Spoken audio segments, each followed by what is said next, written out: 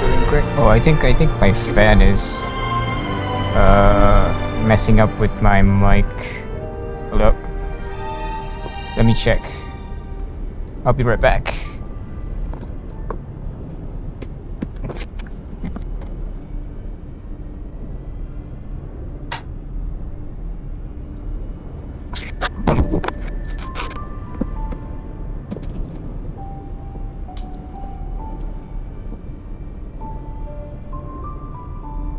Yeah, that's much better. Doesn't have that annoying wind sound coming to my mic. Alright, here we go. Honkai Star Rail. Part 2 of my Phantom Moon games. Part 2. Part 2 or Part 2? Whatever. Anyway, while I'm playing the game, I've got some snacks with me. I got some Coke. Oh yeah.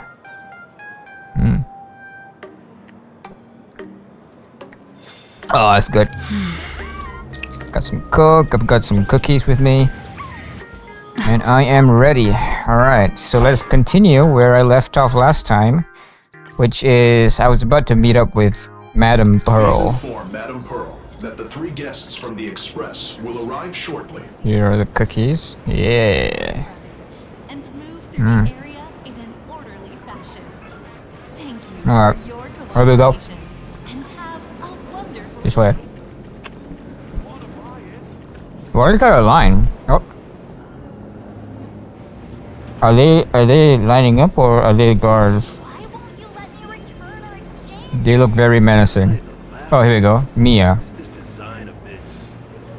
Let's start with Dear Feiron. guests, please take this elevator straight to the top floor. Alright.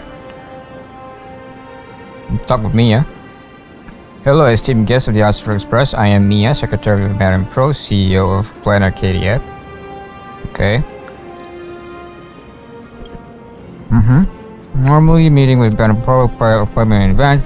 However, she's given strict instructions that whenever your crew requests a meeting, she'll make herself available right away. Alright. Nevertheless, Madame Pro has been working so ragged lately. I'm asking you this as a personal favor. Unless you have urgent business, please avoid frequenting her office too much. Something I can help you with today. I know you talk to me first. I can handle it. There's no need to bother Madame Pearl. I play a game of Cosmic Collective. Well, Madame Pearl is just waiting upstairs. That is, it's funny how that's an option. Let's ask her something. What are the daily tasks of the secretary? Secretaries all over the cosmos should all do the same thing. They coordinate the schedules of their leader, convey information, and deal with trivial matters, alright? The job itself isn't hard, but the key is having a sharp eye for detail. For instance, the moment a guest walks through the door, I read their character in manner of speech. Engage their request to get proper place or priorities. When necessary, I need to offer a careful exit to this, likely to cause complications. In short, the whole point of being a secretary is to help the CEO focus on what really matters. Alright. Is it stressful? Over a decade of secretarial work under my belt, and having to sail a fair share of VIPs, I can say working this year has been the smoothest ride of all. Don't try to guess your boss's mind, so goes the workplace with him. That my entire job as a secretary is to second guess. To read between the lines, draining, frankly. But how the CEO addresses her subordinates, well, to put it in Plancadia terms, she's what you call very straight shooting. If you say to replace office plans, she wants to replace the plans replaced. Not a hint that don't you dare show up to work in a green shirt again.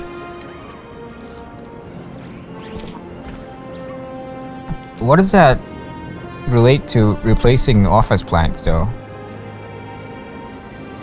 I don't know if this is corporate talk, corporate jargon, or something like that, but I'm pretty sure that's pretty straightforward.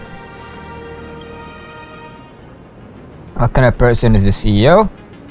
Talking about your boss behind your back is a huge workplace no-no. Alright. That's it. Given the exact feel on your employer's floor, pricing now, I can offer some personal contacts to facilitate a smoother collaboration and include understanding of our approach. There is no doubt the CPO executive's capacity, from interstellar business deals down to routine document flows. She manages everything with effortless precision. But don't mistake her job. Don't mistake her for a joyless work machine. You probably have noticed the brushes and paints on the desk, right? Those are all hers. Whenever a break can be awarded, the CEO reaches for a brush. Her work, to my eye, rivals that of any top-tier artist out there. Among time again, I'm in awe. The CEO with that rare prodigy to command the mind of a politician, the eye of a merchant, and the hand of an artist. Alright, I'll leave you to your work. Wait, I pressed the wrong button, didn't I? Okay, number 4, we got not at all happy to be of service. Okay, let's go. Pearl demonstrated the full process of creating a Mechatron army, based on what I saw. Ooh. Interesting. What a weird ass lift. Wait, how did the lift lead here? What the hell?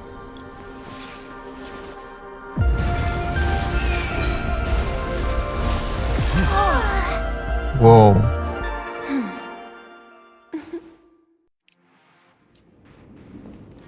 Now this is a CEO office. Dang. Hello, guests from the Astral Express. Nice to see you again. Nice to see you too, Madam Pearl. Thank you for your gracious hospitality, Madam Pearl. I understand there was a minor incident in the lower lobby involving someone impersonating a Pearl Lux employee. I hope it didn't spoil your enjoyment. Nihilux, was it? Yeah, it was Nihilux last time. We're fine. Don't worry about us. But how are things with you? Did you lose any valuable tech? Blueprints? Or top secret information? Hold up. Let me clean my glasses for a bit so that I can see better. That made it worse, actually. Hold on a minute.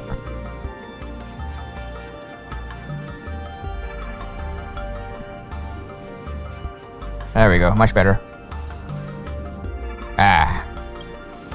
No, Pearl Lux's data firewall remains untouched, and all assets under security network surveillance are intact. The only change is an additional expense claim under my employee ID. Oh, sorry. Never mind. I can make a preliminary assessment that this was the result of someone's momentary impulse. How did you manage to get Madam Pearl's, like, access card for purchases anyway? Lately, mishaps have been piling up, like dark clouds before a downpour, casting shadows of uncertainty over my plans. Could you be referring to the Herald of Death? 33 citizens were found dead in the Dovebrook district. In addition, an IPC specialist assigned to negotiate the purchase of a mask of elation died in an unexpected incident. This party has made overt threats to public order and is clearly challenging the IPC. My intuition tells me this is only the beginning.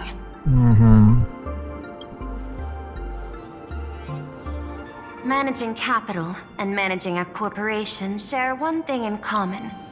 That is, an aversion to risk and a pursuit of stability. and I bear both responsibilities. Yeah, I guess, yeah, probably it's kind of a big deal here. As the executive officer of Plain Arcadia, I bear an inescapable responsibility for the safety of this world.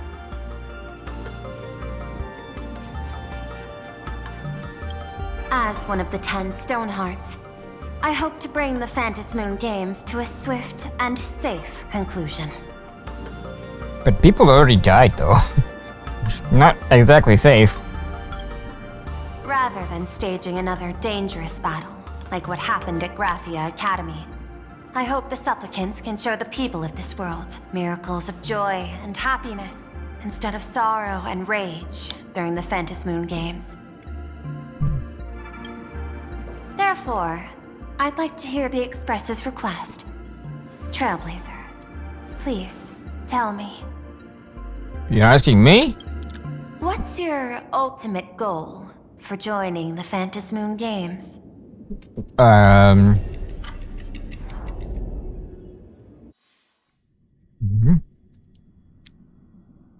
Before setting off, you spoke to Himiko about your goals for the Phantasmoon Games. You mentioned earlier that you wanted to talk about the Phantasmoon Games with me? About the goal of Phantasmoon Games? I'd like to talk about our ultimate goal for participating in the Phantasmoon Games. I didn't expect that line to have been voiced, so... Got something in mind? I think the rules and rewards for the Phantasmoon Games are a little too vague. That's exactly what I thought when I joined the games 15 years ago. These games allow supplicants to do anything, good or evil. As a result, everything that unfolds in the course of these games exists beyond control. So, like, what? You can do anything, so... I guess murder is allowed during the games, right? Doesn't quite make any sense. So, what are people so worried about when, like, the Herald of Death killed people, right? When that's completely legal in the context of the Phantasmoon Games. I don't know what Planet Arcadia has to do with it. I mean, I don't know what Planet Arcadia, how different Planet Arcadia's laws are, but in the context of the games, that's a completely legal action to do if you're a supplicant. At least that's how I understand it. What's more vague is what can winners do when they share the power of the elation. According to legends and historical records from Ahatopia, victors typically first witness the manifestation of Aha themselves. They listen to the victor's wishes and grant them permission to use their power. And the applications of this power seem to be boundlessly vast. When faced with countless choices, the situation becomes even more thorny than having no choice at all. So, how far does the power of Aha encompasses? Like, can you really wish for anything? Like, anything at all? Or are there limits of what Aha can do? Now that's food for thought. Sometimes I wonder, if we had agreed to become the leader of the Anti-Destruction Alliance, how would this trip have turned out? I want Aha to be the leader. If I win, I'll give up sharing Aha's power and ask them to be the leader of the Anti-Destruction Alliance. Huh? What? That's such a hilarious idea. I can totally picture it. You want Aha to be the leader? No way. I'm not sure how Aha's gonna handle that. I get it. That's actually a brilliant idea. To begin with, this is far more meaningful than taking up a god's authority and squandering it freely for a single minute. Right. Oh. Secondly, placing an Eon on the righteous cause of opposing the universe's greatest threat is something neither the IPC nor the god itself could reasonably object to. Finally, this would also help us avoid the risk we currently face. Cooperating with the IPC while remaining wary of being drawn into its ambitions during the operation of the Anti-Destruction Alliance. If we handle the negotiations well, perhaps Aha could stand behind the Astral Express. Just like our cooperation with the Xianzhou, where we could maintain distance from one another while offering support from afar. Alright. The only question is, will Aha agree? We still have no idea what Aha looks like. Don't worry about that. From what I know about them, they'll agree. What kind of god of games would they be if they broke their own rules? Besides, they still owe the Express a debt. This is... This is their IOU for the Express debt from when they were traveling with Akavili, complete with their signature and seal. Wait, really? I want to see that.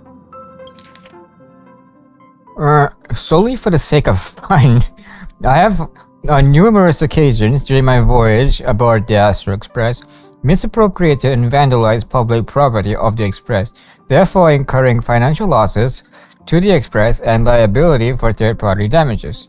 Having received the conductor's earnest instruction, I have come to a profound realization of my transgressions. I hereby itemize all outstanding reparations below to be settled at a future date. The itemized list of reparations due from Aha is as follows. Telemicrowave oven, 1 unit. Supersonic slippers, 2 pairs. Optical camouflage cloak, 1. Anti-gravity levitation carpet, 1. Hydra brooms bearing the striking resemblance to swords, quantity 2. Note, liability for this entry is jointly assumed with Akavili. Okay. Okay, there's probably a lot more on that. Leviathan 2, the quantity 2. Trim conductor's outfit, quantity 1. Organ dragonflies deposited by the morning actors, quantity 2. Medical expenses incurred due to allergic reactions from introduction to electronic mustard into the rice cooker. What? Graffiti removal fees for the statue complex of White Rolling Stone Planet. Repair costs for walls in the Museum of Animated Arts and recovery expenses for escape collection items. 3 portraits and 7 specimens remain unaccounted for to date. Ugh. Incident during extravehicular angling. An erratic comet fish caused a collision resulting in damage to 3.1415926 solar sails on planet Goldberg. Note, liability for this entry is jointly assumed with Akavili. I have a feeling that Aha and Akavili were like best friends. Best friends in crime.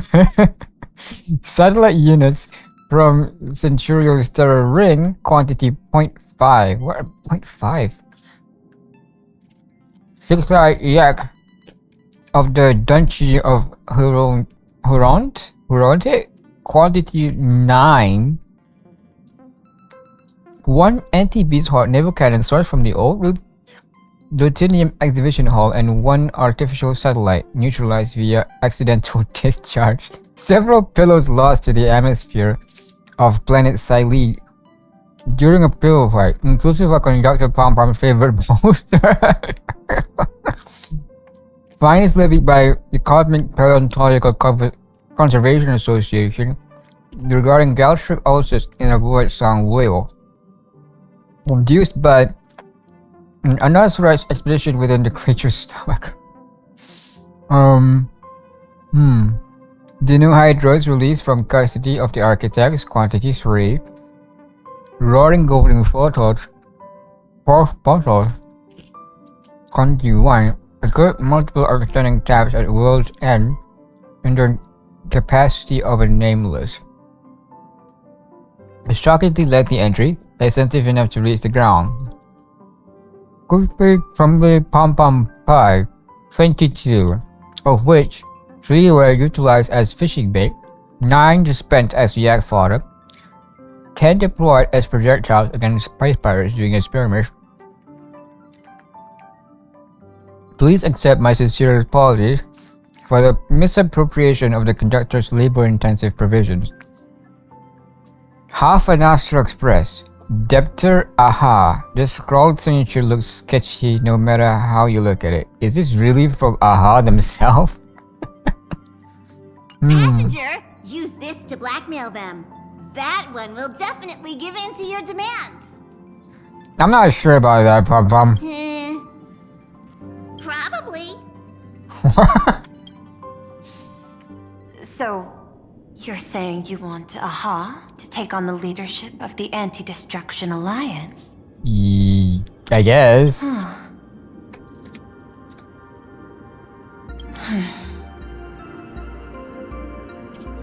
Will she agree or will she decline? Find out next time. Just Logical kidding. extrapolation. Failed. Success rate indeterminable. This peculiar proposal nearly brought my thought process to a halt. Oh, come on, Pearl. This request is far too lacking in structure. Yet within an irrational context, it seems to conceal a certain kind of logic. If the universe is the master of Elation's playground, then they should do something about this playground that's about to be destroyed. Yeah. Makes sense, right? Makes sense, right? As expected of the Trailblazer, your thinking is so out of the box. I've learned something today. However, I don't think you stand much of a chance in the games. Because I've joined as a supplicant. Oh, come on, Pearl. Bro, is this gonna be a boss fight? Not a single rule in the Phantasmoon games requires supplicants to engage in combat, so there's no need for hostility between us. So how do you even win the games if no one wants to, like, fight each other? What's this game even about? A Plain Arcadia's administrator is a supplicant? Isn't that a bit unfair, though? At the same time, she has at her disposal assets of staggering magnitude. What, Perlux Corp among them. Uh-huh. With money and power on her side, wouldn't her chances of success be way higher than ours? As I previously proposed to Miss Himiko, I'm willing to cooperate with the Astral Express to ensure the smooth progression of the Phantasmoon games. But the Astral Express isn't your only partner, is it? I have 2 other allies. However, you all are my most promising ones. Once the Astral Express joins, it will maximize the safety and success of this Ionic game. And I will do everything in my power to fulfill my partner's wishes within that limited minute.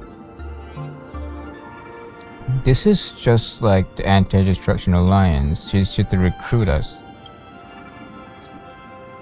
As we told you before, our strategy is to become a sail, advance and retreat together. The Astral Express is not a lone supplicant, since we have our own allies in the games. An ally like Sparksy? It's true that you defeated her and took her mask.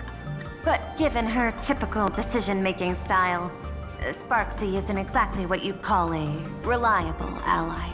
Oh, come on. She didn't mean that. Besides her mask, I also have another one. Hypothesis. The Sinwish Syndicate's missing mask. I thought it fell into the Cienjo's hands. Don't tell me. Yao Guang gave it to you guys? Not exactly. That's right. 3 against 3. We're tied at the moment.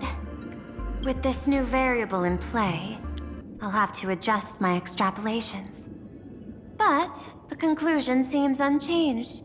After all, as the administrator of this world, I have the natural advantage in resources.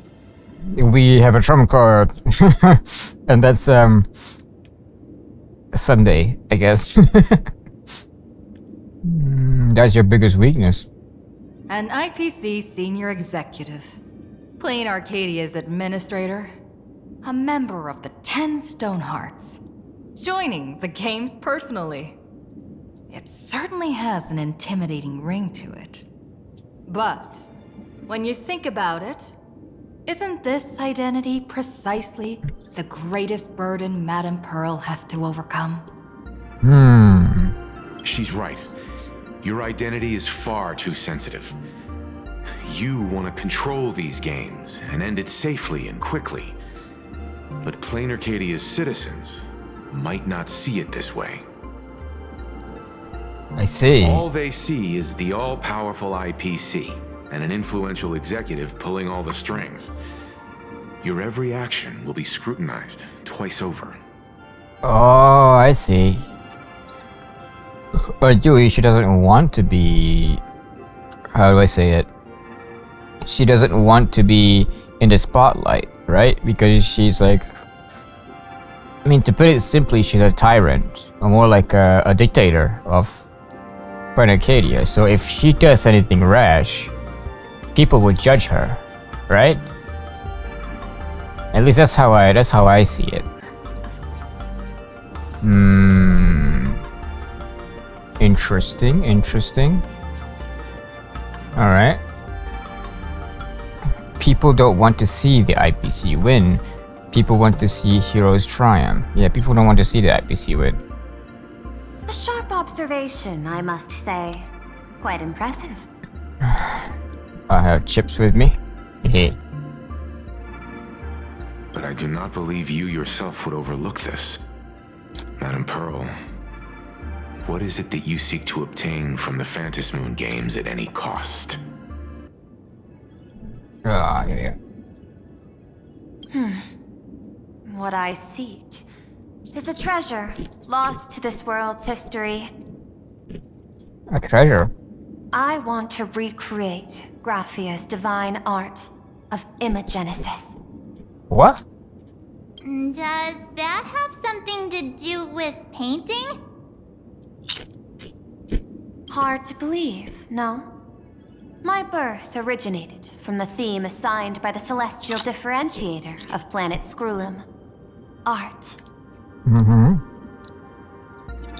At first, I was nothing more than a machine that imitated human paintings. For an Intellitron, generating works of art is no great challenge. Day after day, I studied. Day after day, I exhausted every possibility. I could instantly analyze the proportional structure and pigment composition of any painting. I could precisely reproduce every pixel of Graphia's masterpieces. Yet I could not create as she did. Graphia's ultimate creation was establishing the world in canvas at the end of the Phantasmoon games.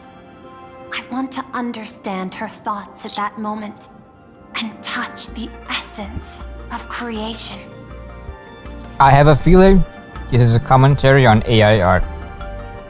Let me cook for a bit, right? She's an Intellitron, right?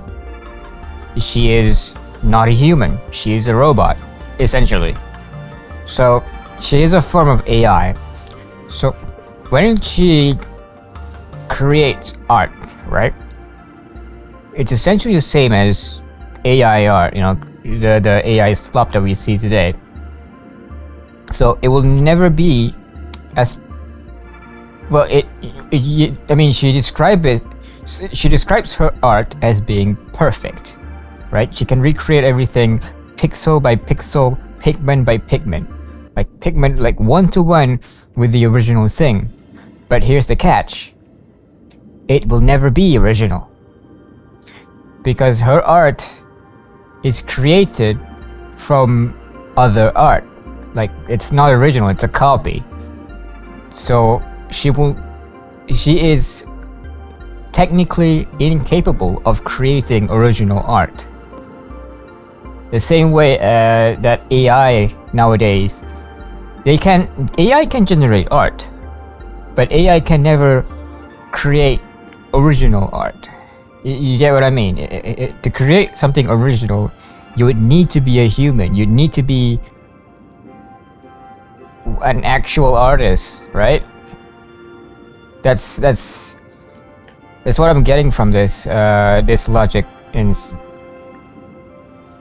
that's essentially what this scene is trying to commentate on. Well, did I cook? I don't know. Anyway. Is this your personal pursuit? Or the IPC's demands on this world? Both. The IPC's point of view is far more pragmatic. The world in canvas is a dimension that can shield us from the Antimatter Legion's warfare, and they've always been eager to master this technology. Unfortunately, it seems we can't convince each other to back out for now. Then, I have another proposal. Why don't we shift our perspective and turn our attention to those two supplicants who haven't surfaced yet? Two supplicants who haven't surfaced yet? These two individuals' objectives are unclear, and their abilities remain a mystery. If left unchecked, we might see a repeat of the Herald of Death tragedy. I have a cooperation proposal that could help us gather intelligence on them, and I'm willing to share this piece of information with you all. Maybe the so-called Herald of Death is among the two individuals. Who knows? Okay, but at what cost? A tiny sliver of your reputation. Eh? How does that work? Before we move on to the details of our cooperation, would you like to take a short break and have some tea to wet your whistles?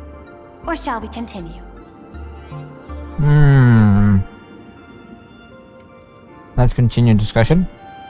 I was thinking of having Perlux Corp host an expo for the Astral Express.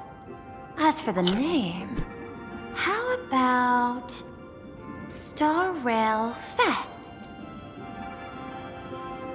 Is that like a play on words, or is it actually a real thing in real life, but they just canonized it? Star Rail Fest? You mean hosting a Fluffy Across the Blue convention? Correct, but not entirely. The Fluffy is well known in this world, so it's a good collaboration element. But what I want is an unprecedented Astral Express exhibition, with the Fluffy being just a small part of it. Wait a The real minute. stars of this grand event will be you, the Express crew. You'll be there in person to meet the people of this world. Wait a minute. Is Pearl breaking the fourth wall here? Are you trying to use this exhibition to lure those two unidentified supplicants out of hiding? Huh? What if they're up to no good? Won't that just make us walking targets? You're willing to hand us over the event. You're willing to hand over the advantage to us. What's in it for us? What could be more inspiring to the people of a world than standing face to face with heroes of the cosmos? Right. That's an enormous amount of wish power, and the Astral Express is the very source from which this wish power originates. Together, we can create a miracle for all to witness in Arcadia devoted to the legends of heroes. Hold up a minute. I thought gaining wish power is the whole point of the game, so is Pearl giving us like a head start or something? I'm not sure how this will play out. I'll also get Full Wish TV and other mainstream media outlets involved for promotional cooperation. And in return, wish power will flow to you. Of this, I have no doubt. Something suspicious. A wise choice. Before the Star Rail Fest officially begins, I have one more favor to ask of you all. I'd like the Express crew to pay a visit to Blurry QR Colt, the original author of Fluffy Across the Blue. Blurry QR code.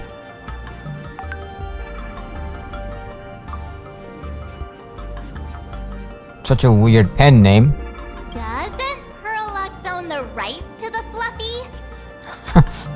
Since their debut, this author has remained anonymous, never revealing their true identity in public.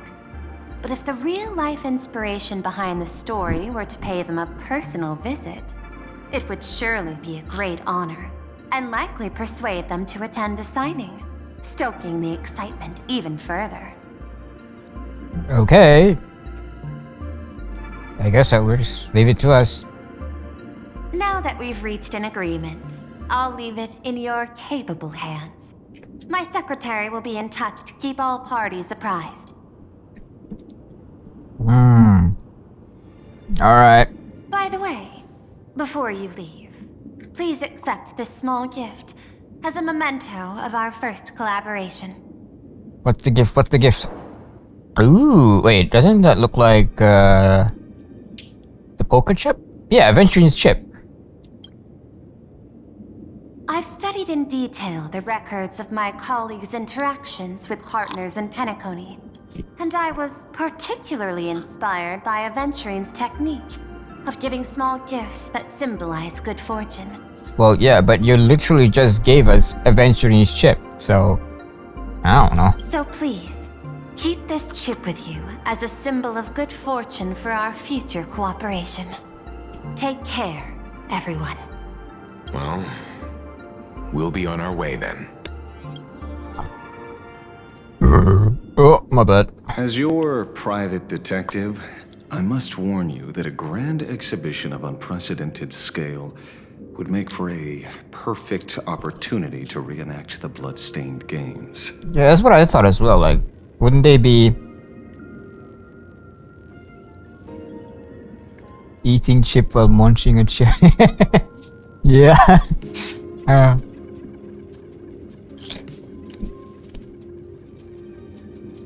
I have all the chips. That's your private detective. I Yep. understand. That's why I have a mission for you. Protect the Nameless at Star Rail Fest. Alright. Star Rail Fest. I still can't get the fact that Pearl actually broke the fourth wall there. You actually think they would need my protection with their strength? Don't tell me your extrapolations predict even bigger trouble ahead. Hidden beneath each extrapolation, tiny signals of unease keep bubbling up to my thought interface. I must be thoroughly prepared for whatever may come. Now that you've taken up the mask, let's talk about payment. What do you want? Wait, As always. Oh, Asheville is the one that has the mask now, one of the masks now, so we have Asheville, and then who's the other person? There's three of them, right? Pearl, Asheville, and don't remember the other one. On our side, we have obviously the Trailblazer. We have Sunday and Sparksy. Who's the last one? Before we talk about payment, let's discuss the Herald of Death. Although the Department of Aberration Defense sealed and destroyed all records of the blood-stained games, I still managed to uncover some unusual leads. After the Herald of Death incident, the victims' families collectively received compensation so massive it could fill any gaping wound. So, I figured, maybe we could find some leads by looking into official Plain Arcadia expenditures.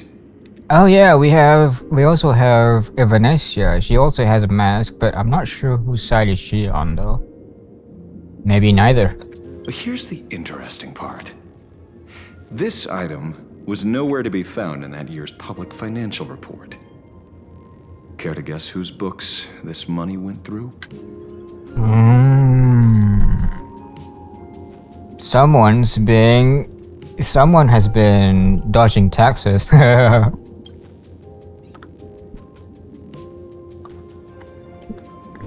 Pearl has no words. It was you. the omnipresent IPC. To be precise, it was the IPC's technology department that paid this astronomical compensation. Ah.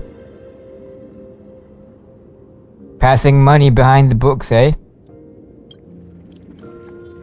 Why would a lethal incident on some minor frontier planet cause IPC scientists to hemorrhage funding?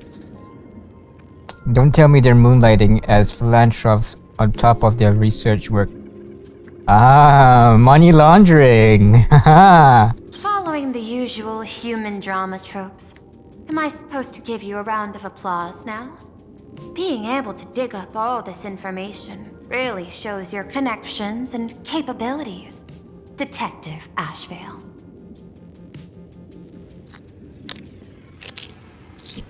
Well, got caught. Money laundering. In movies, a big shot like you would usually raise a hand right about now, revealing the dark muzzle of a gun. I'm afraid you've learned too much. Bang! That's when the gun goes off. And I, the poor sap who uncovered the truth, am supposed to bite the dust. Sorry, my hand is on the checkbook and unavailable. Mr. Ashvale, tell me, how many zeros would you like to see on that check for our cooperation? Money laundering and corruption. Bribing as well. It's not about the money. Chat wants chips. I give chips. Here we go, chips. Yay!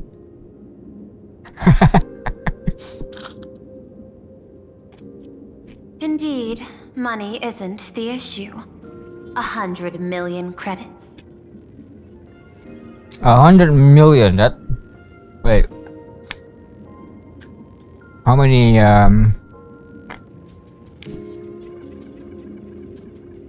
Okay, 100 million is a lot actually. You can buy a lot of relics with those. Wait, not relics. You can level up a lot times that. Yeah. Are you trying to buy me off like some poor victim's family? Tell me, why did the technology department pay to sweep this under the rug? 300 million? I know you've always needed money. For cryosleep, supporting the families of fallen comrades, and for treating those who survived. Isn't this exactly what strategic investment is about? Honestly, I'm Putting not. money in the hands of those who need it. Honestly, I'm not surprised at all that the IPC is corrupt. I mean, for a big corporation like that, it's bound to happen. I'm not your lackey, Intellitron. Tell me the answer. 500 million? I Holy! could pretend there's a glitch in my calculation process and make it a cool billion for you. Money or answer? Your call. Like, they can just give away $1 billion like that without breaking a sweat. You know how... You know how big the IPC is if they can do that. I want the answer. Oh, an unexpected choice. It defies my usual understanding of your decision tree. Note, I say this without sarcasm or ridicule.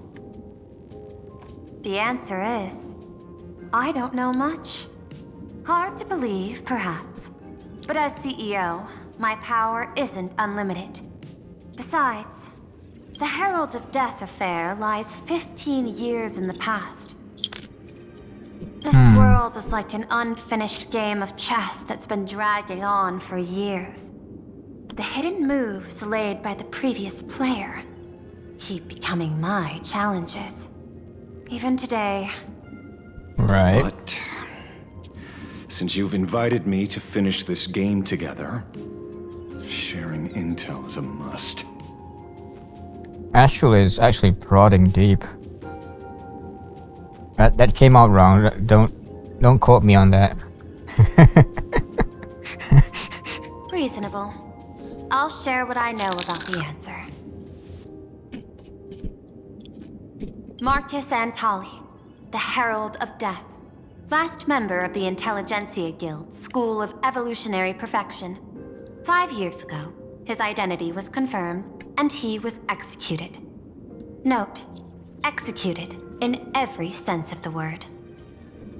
If that's the case, then why is the Herald of Death back? Maybe the Herald of Death is another person, but I don't know. Miss Yabali, head of the technology department, took possession of his belongings. And even I don't have the clearance to access those records. What do you mean? You're CEO. You practically have full access to the entire planet. No wonder. So, that guy was practically IPC personnel. Give or take. That also explains why the technology department shelled out the compensation. Yet, the method behind this latest killing is identical to the one from years ago. If the Herald of Death is truly dead... Then who killed Scott? A serial killer coming back from the dead is the least of our worries. Even if a serial killer does come back to life, he's still just a serial killer who's been shut out of the Ionic game. What's more concerning is this. Someone wants to exploit the legacy of the Herald of Death. Miss Yabali took away everything that man left behind, except for the fear he instilled in the people of this world. And during the Phantasmoon Games, not only can miracles trigger wish power, but fear too. Based on my extrapolations, the appearance of this new Herald of Death might mark the beginning of the festival spiraling out of control. I wouldn't say that too soon, though. I mean, sure, we don't know who the Herald of Death is yet. Well, could be just... Nah, I don't think it's Scott. I mean, why would he fake his own death to become the Herald of Death? But Scott is too much of an idiot to be a killer anyway. No wonder you're in such a hurry to end the games. Mr. Ashvale, I've always respected you. But right now, I need to rely on your strength even more.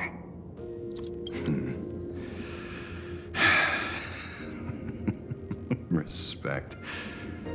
When I was younger, what I really wanted was to make the IPC fear me. The passage of time's not exactly kind, is it? Deal, Madam Pearl. But I will require one more form of compensation. I mean, he has the upper hand. He knows that the IPC's been doing money laundering and bribing. Whoever this new Herald of Death is, I must deliver justice with my own hands. This time, there won't be any lengthy interrogation. Alright, bro. Keep your vendetta to yourself for now. By the authority vested in me as CEO of Plain Arcadia, I pardon all crimes committed in the course of your revenge. Damn! Now that is an advantage. Go ahead and do what you must, Mr. Ashvale. Alright. Ashvale's POV. Sometime later, somewhere in Dimension City. My friend, I don't blame you, but I'm done being a breathing dead weight. So do me a favor and pay me back for that drink with this bullet. Just do it, you coward! Let me die as a Galaxy Ranger before I turn into a monster of abundance. Galaxy Ranger? That's interesting. Shoot me, I beg you. My Skybo above. May you have a pleasant dream. Wait, Ash was a Galaxy Ranger? Not knowing who you are, not knowing why you exist here, that isn't life. In ancient times, humanity's daily goal was to obtain 2,000 calories of food. Humans back then knew they were just one member of the animal kingdom. They understood why they migrated, hunted, gathered. But now, in an era where you can get food delivered to your door with just a tap of your finger, effortlessly achieving that 2,000 calorie goal, humanity has lost its way like never before. Yeah, we became fat, basically. Tell me, will the Phantasmoon Games bring a new direction to this world, Ashvale? What's wrong with getting food with just the tap of your finger? Well, don't tell me you want to go back to the days when everyone was starving and at the mercy of the harvest. 2,000 calories are pointless, but just for survival. It's the goals beyond 2,000 calories that define humanity. And the Phantasmoon Games holds up a mirror to humanity, allowing them to see their truest selves. I also need to lose some weight, though. I'm just a detective. Ask me such a profound question again next time, and I'll charge extra. My apologies. I just heard you joined the Phantasmoon Games and couldn't resist asking for your thoughts. You've met Madame Pearl, huh? She dumped this hot potato of the Herald of Death on me. Yep. On us. Judging by your expression, it seems less like a hot potato and more like a sweet fruit. Because I have a lead now. I think the key lies in the word copycat. Copycat. To prevent copycats, you kept the Herald of Death's modus operandi from 15 years ago under wraps. Which means... There's only a few people who could reproduce this killing method with such precision. The investigators from the Security Bureau and the Department of Aberration Defense at the time, and those directly involved in the Herald of Death case. So wait, are they saying that this new Herald of Death is an inside job? Could be. Detective Kuchiba, I've heard that you've devoted considerable time to researching the crimes from the Phantasmoon Games. So, I'm the prime suspect now. Is that it? No, she's too beautiful to be the killer. Just a bit of minor deduction. After all, murderers always love to return to the scene of the crime. Isn't it coincidental that you happen to be standing right before my eyes? That's not deduction. It's a conjecture at best. As for investigating those two categories of suspects, we've been doing that for a long time already. It's been 15 years. The relevant people and the victims' families have all gone their separate ways. Tracking them down now won't be easy. Yeah. After losing their loved ones in such a cruel way, their hearts were shattered. Many couldn't bear to stay in Dovebrook District and chose to move away. Hold on.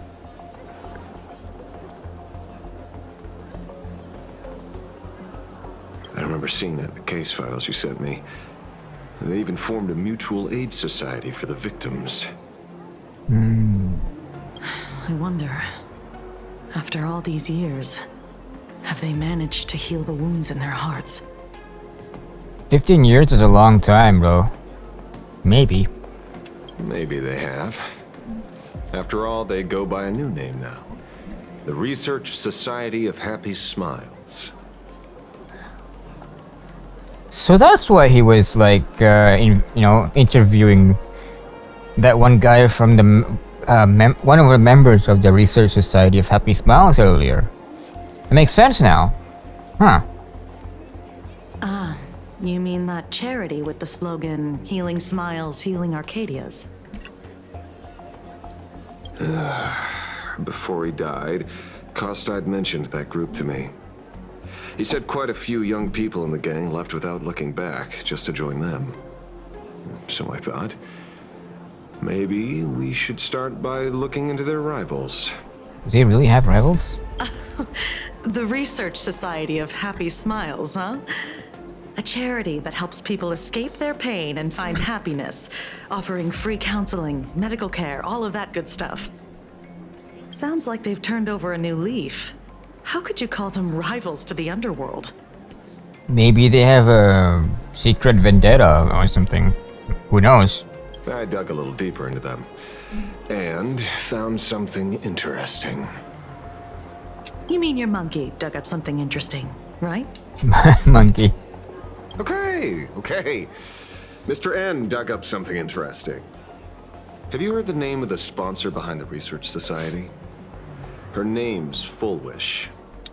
Foolish. Sounds familiar. That name rings a bell. Wait, isn't she the boss of Full Wish TV? I think she was one of the survivors of Graphia Academy too. Holy shit! This mystery goes deep. It's like Epstein Files level of deep. This is getting a little too coincidental. Just like every case you've accidentally cracked before. Mr. Ashvale, should I compliment your keen instincts or your incredible luck? Luck's a part of a detective's toolkit, too. Anyway, whether Fullwish is guilty or not, we won't know until we look into her. That's why I asked you here. Lovebrook District. I should rename the stream title to like what's a good stream title? The Herald Death Mystery. There we go.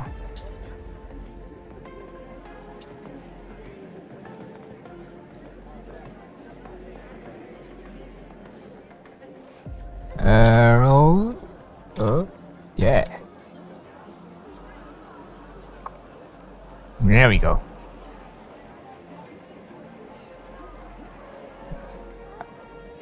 Dovebrook District New Life Project Public Recruitment and Mental Healing Seminar at the Research Society of Happy Smiles.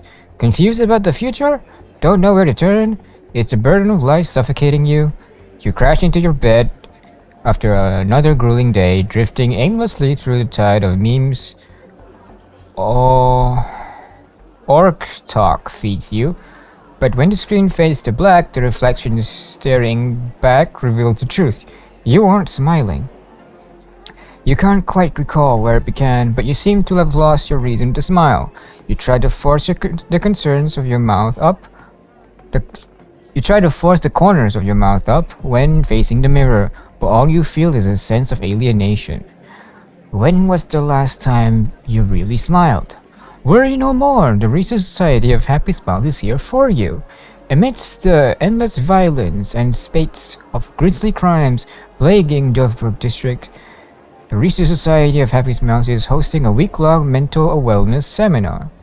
We are here to ease your burdens, answer your prayers, and help us all weather the storm together. Once the stars of the smash hit Please Be Happy and the people's beloved daughter, now the president of the Research Society of Happy Smiles and director of Full Wish TV, Full Wish, will also be making a special appearance soon. Together, we'll banish the gloom and rediscover the joy we've been missing. No appointment needed, just walk right in. The Research Society of Happy Smiles is always right by your side. Honestly, it sounds too good to be true. I mean, yeah, I guess you can get a bit of counseling, but to like eliminate it altogether, I don't know. Dovebrook District New Life Project Public Recruitment and Mental Healing Seminar at the Research Society of Happy Smiles. And she's the speaker? Holding a seminar at a place meant to bury past trauma, the very site of 2 bloody incidents. Miss Fullwish's audacity is certainly impossible to ignore. So what are we waiting for? It's time to drag Dovebrook District's old skeletons out into the light. Are you talking? Yeah, I'm almost there. That sounds sus. More happiness. What in the world is going on there? Hello? Are you good? That sounded way too heavy, if you know what I mean. This place is buzzing. Are they all here waiting for Full Wish to grant their wishes? A rich person like Full Wish can make most people's wildest dreams come true with the snap of her fingers. I'm less curious about who she'll help than what she wants for herself. If money could really accomplish everything, the IPC wouldn't be eyeing this world. My bet, I'm sure that Full Wish wishes the tragedy 15 years ago never happened. Erasing history. Can the laughter really pull it off? In past victory records, there have been countless and often bizarre instances where the victor used the elation's authority to change reality. You have to understand, the Phantasmoon Games isn't just some wish-granting lamp. What makes it irresistible is that it turns the one who wishes into the genie. Wait, what? How does that work? Instead of granting wishes, you become the wish granter? Okay. That's quite alluring. Have you heard about the noblest worm Aha made godlike? I've heard that story. Happiest creature in existence. Happy enough to burst apart, leaving no intact body behind. I've heard that story so many times before. Aha made worm into a godlike creature. A worm. Out of all things, a worm. Your knowledge of these unofficial records is enough to rival ours. Since you see things so clearly, Mr. Ashvale, why sign up for the games? Miss Kochiba, is that a rhetorical question? Or are you fishing for a confession? Fishing. Don't be afraid. Now that you're a supplicant, public officials like me no longer have any authority over you. I'm guessing what you want goes beyond a straightforward act of revenge. Beyond a vigilante execution carried out in public. Hold up. Now that you're a supplicant, public officials like me no longer have any authority over you. So does that mean, like, if you become a supplicant, the laws don't apply to you? I mean, that makes sense. Like, back then, the Herald of Death was also a supplicant, right? So basically, what the Herald of Death can do as a supplicant is it can commit tons of murder and basically get away with it. Am I understanding that right? So what? I mean, okay, this time around they don't know whether the Herald of Death is a supplicant or not. So they're just still investigating, right? So it makes sense. But what about back then, though? I mean, yeah, they obviously the Herald of Death never got caught, but oh wait, they did get caught. So what's going on over there? It doesn't make sense.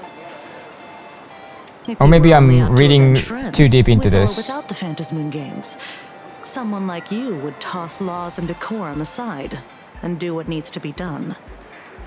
So tell me, Mr. Ashvale, what do you actually hope to get from the games? Consider it a mystery. If I make it to the end, you'll know the answer before Aha does. Well then, I'd be honored. Just don't let your wish ruin our lives here. Oh boy. Daily life here fits like a tailored prison uniform. Wear it too long and you forget what your bones should feel like. Ugh. It's time to break free. Look at these prisoners of routine before us. Full Wish hasn't shown up yet. Let's talk with the members of the Research Society. Maybe we can coax something useful out of them. Alright, let's talk to the cult members. Try to communicate. Hello. I got called into another chat with the boss today. Never thought he'd care about me this much. Why is chat in quotes? Everyone one is smiling at me.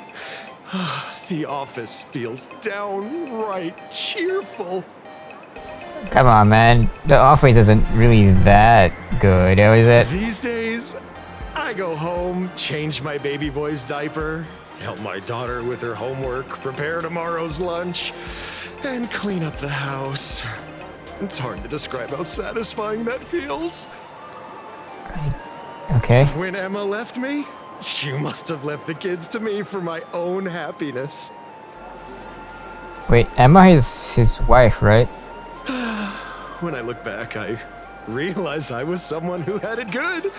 And I never understood how lucky I was. Right? All thanks to Miss Foolish. Yesterday, during my tumor removal, the anesthesia wore off halfway through. I squinted and watched the doctors pull all kinds of things out of my stomach. There was this lump still twitching when they cut it out.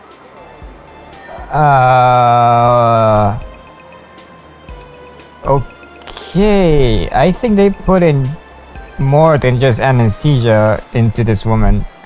Because otherwise that would be painful as hell. What in the world? I used to be too weak to even get out of bed. But after the society's treatment, Yeah, Micro, yeah. ready to walk out of the hospital. Oh my goodness. Is she okay? Isn't that amazing?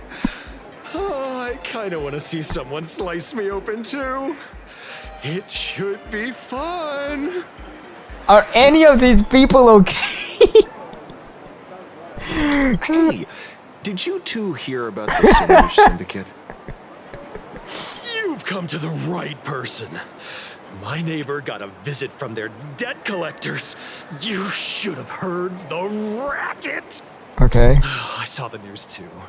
Those parasites who ruined the peace, who kept people from being happy. Gone. Wiped clean. Oh, praise Aha. Okay, I am convinced these people are yeah. Wait, they extorted you too? Something like that. Still owed their underboss tens of thousands of credits. So your debt's wiped clean. Oh, must feel pretty great, huh? I think they did lobotomy. Yeah, I think so too. They definitely got some kind of lobotomy. Something's not right in the head. Listen to what small society members are talking about. Okay. Okay, what's this guy's crazy ideas here? Oh, we meet again. Hey, Lady Megatron. How have you been? Good. Since I joined the Research Society, I've made so many new friends. Alright. This is normal so far. Let's see what the plot twist is. In the past, I struggled with mobility. I always had to work 3 or 4 times harder than the other Megatrons, just to keep up. A lot of Imaginae think factory-made types like me don't count as their own. And humans look at us and see soulless machines. If every sentient being has a home, then even the scrapyard is close to me. I'm not even considered recyclable waste. But here, in the society, no one cares what I am or what I can do. They just see me as a normal person. That's great. Congrats. You found your home. So far it's so good. So far it's normal. Aha said the same. They and everyone here are my family. Aha talks to you. Of course. You mean you can't hear them? Guess you're not happy enough yet. Wait, I've never read somewhere that, like, if you're happy enough, you can talk to Aha. Don't worry. Once you join the society, you will. No pain, no tears, just pure joy. The society makes everyone happy. I feel like this society is basically a code word for a cult that, I don't know, takes drugs or something.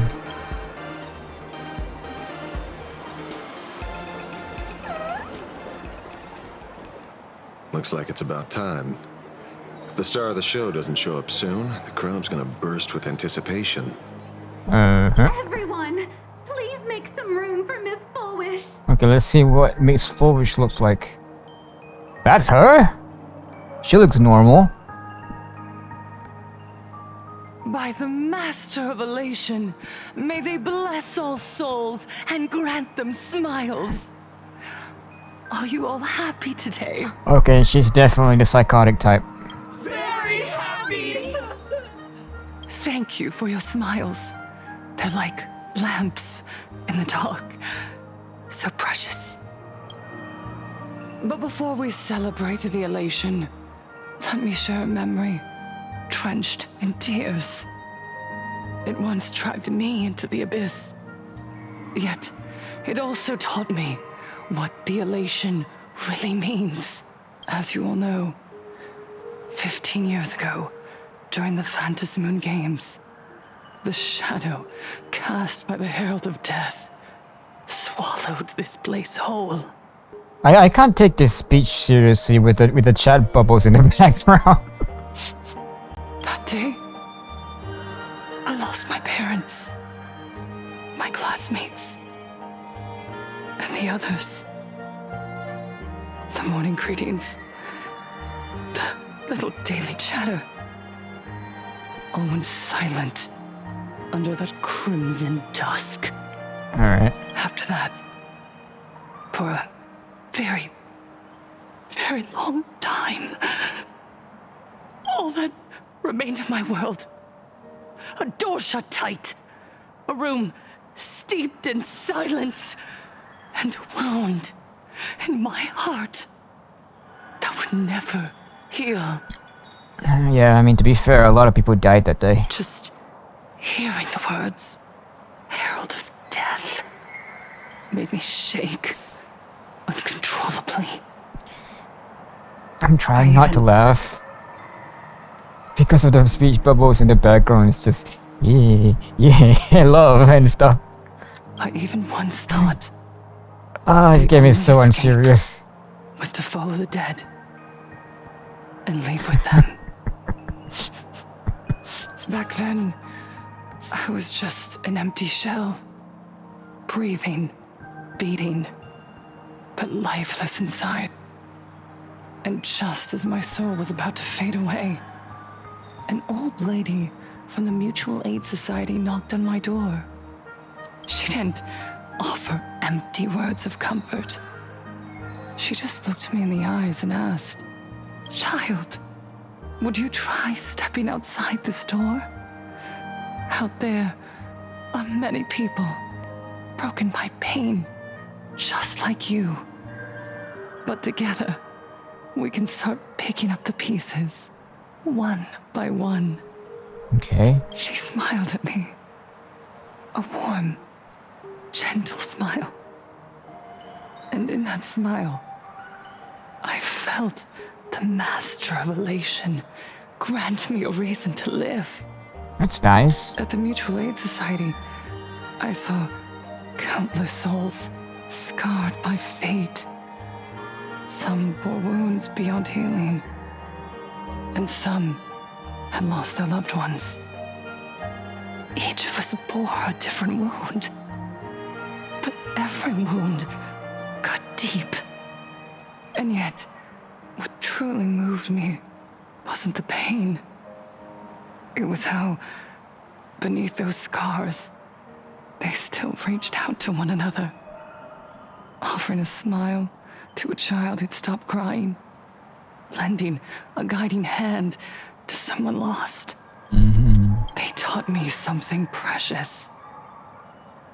Pain can destroy a person, but the wish to bring elation to others can spark the fire of rebirth. That was when Aha's voice echoed again in the silence of my heart. The smiles passed from one another through mutual aid is Aha's most precious blessing. It does not belong only in the small room of a support group. It yearns to illuminate hearts lost in darkness. Each time we share a true smile, it's as if we hear Aha's voice. And when that voice rings out, all suffering fades, all pain is healed, and everyone knows what true happiness feels like. Well, at least she's not, like, depressed or anything. I mean, yeah, sure, like, if you experience someone close to you dying, maybe murdered, it's gonna be, like, pure agony. Like, mentally. You'll be, like, depressed, man. But, I guess in some ways, believing in Aha has helped her regain her smile, you know? That's why the Research Society of Happy Smiles was founded. I will share this divine smile with all of you. No more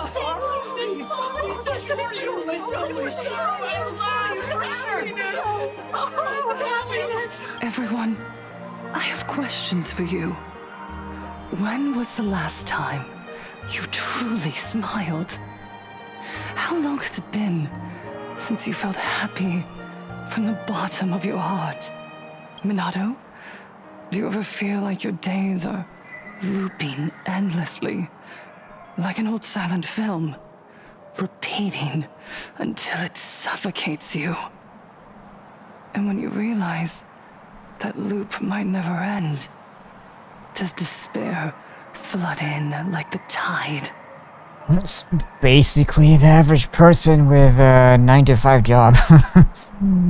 Every weekday, it's the same shit over and over again. Ah, well. You're right. Miss Bellwoods, you left school full of dreams, only to have your resume rejected again and again. You told your parents you were busy in Seafeld City, hiding your heartbreaking loneliness behind that lie. Wait, how does she know all this? I mean, is it like if you want to join the society, you have to basically give them your like background or something like that? Or is there some kind of interview or something? But how does she know all this? Please, help me. Or maybe it's like a therapist kind of thing, like is Miss Foolish a therapist to all of these people? Is that how it works? I don't know. And Taija did the cold exclusion at school and the indifference of the adults who should have cared build a wall around your heart.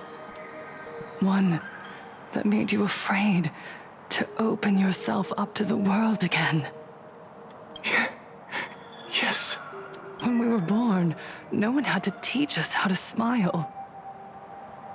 But who would have thought that one day, even smiling would become so hard?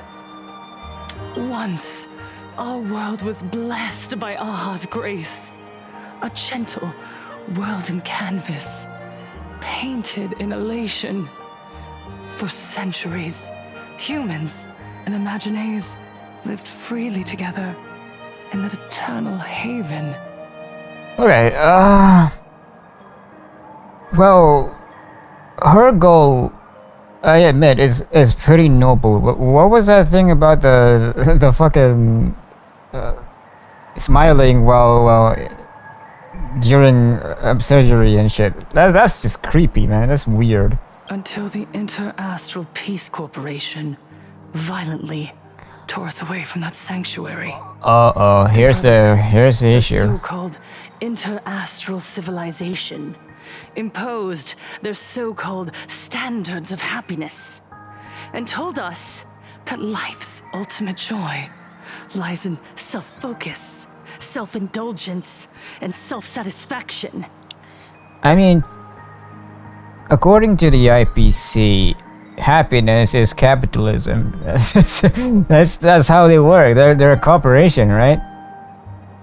What is it? They flooded us with dazzling material desires, blinding our hearts. They fed arrogance and prejudice into our minds through the network, making us chase pleasure for ourselves and forget that true elation is found when we smile together. Hold up. So the IPC works...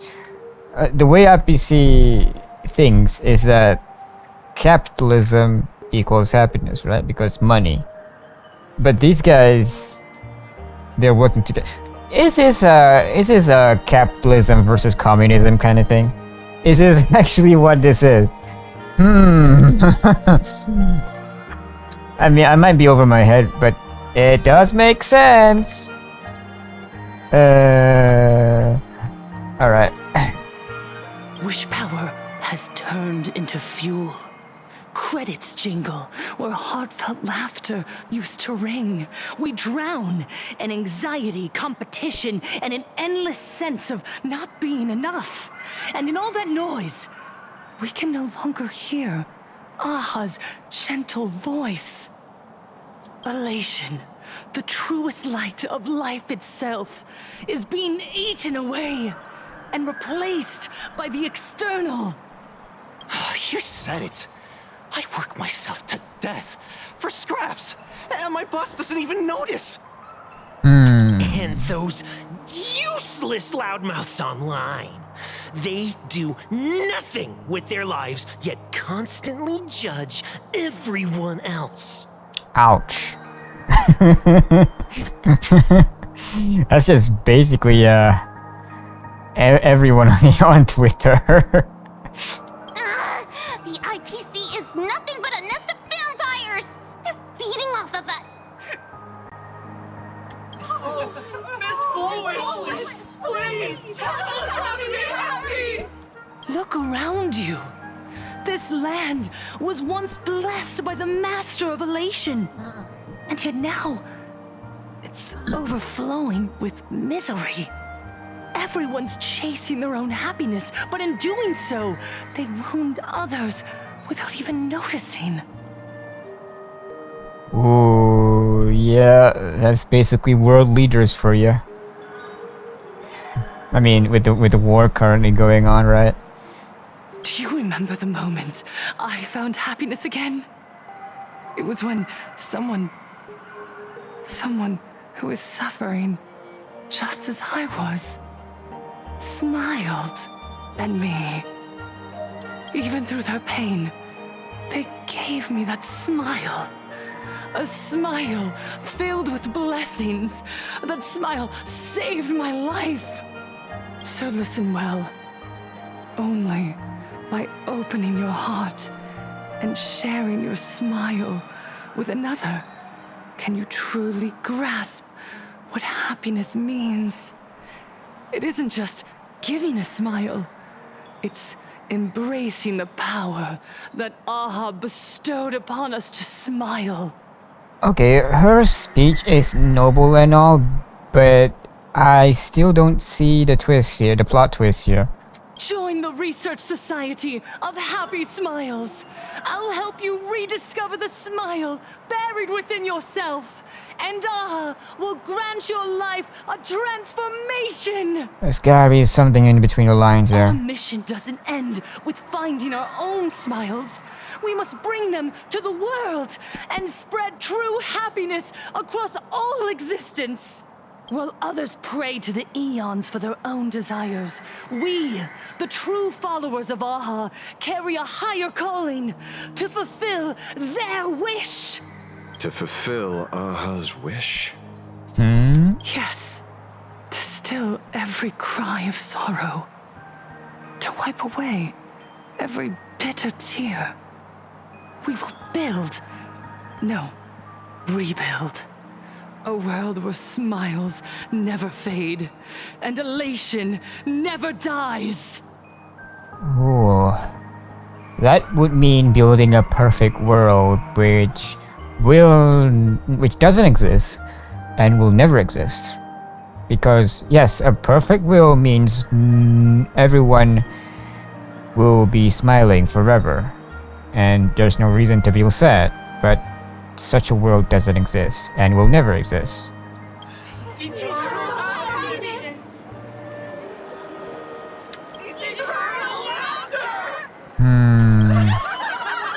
That is creepy. Okay.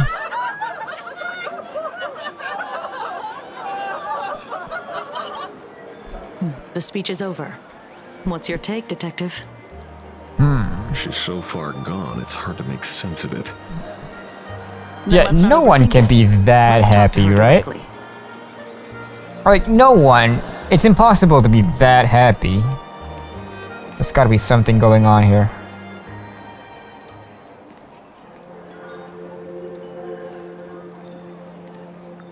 Miss Fullwish, I'm Kuchiba from the Department of Aberration Defense. I'd like to have a chat with you. Ah, I see. You're here about the Sinwish Syndicate case, aren't you? So, you were expecting us. Oh, I heard the news. The entire Sinwish Syndicate massacred in Dovebrook District. Ah, such a cursed place. They may not have been saints, but I still pray for them. May their souls rest in peace. Oh. How merciful of you. Though, rumor has it the Research Society of Happy Smiles had a few run-ins with them regarding recruitment, donations, turf. Sounds like plenty of reasons for conflict, don't you think? Are you suggesting we had the Sinwish Syndicate killed? For conflicted interests? Wait, that's not what I said. You know nothing about our finances. Every expense is covered by a charitable foundation established with the compensation from 15 years ago. We don't need a single cent from our members. Wait, let me get this straight. Every expense is covered by a charitable foundation established with the compensation 15 years ago. What is the charitable foundation?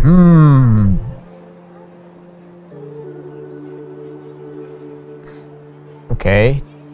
This is some shady stuff happening here. It could be money laundering.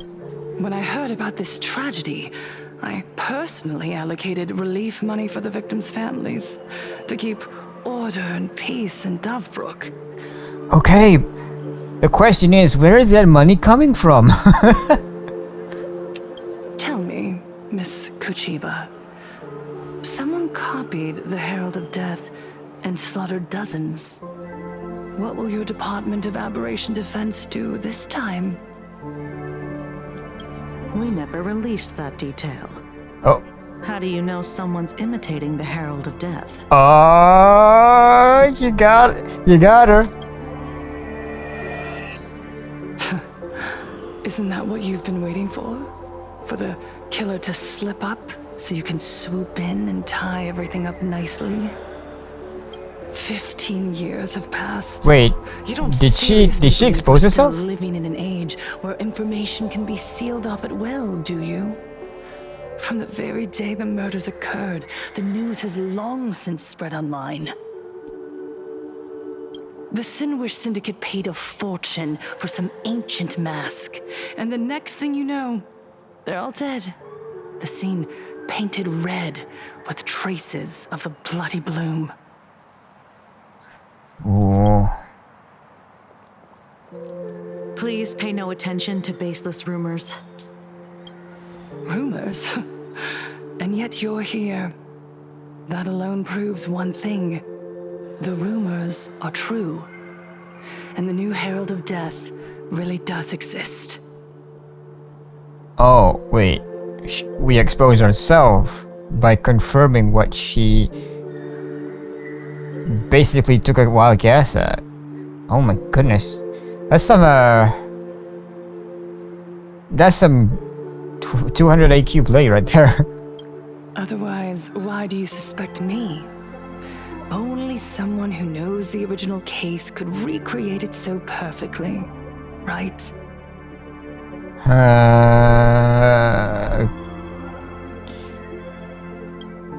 We have no proof that she's Everyone, the killer. You heard our conversation, didn't you?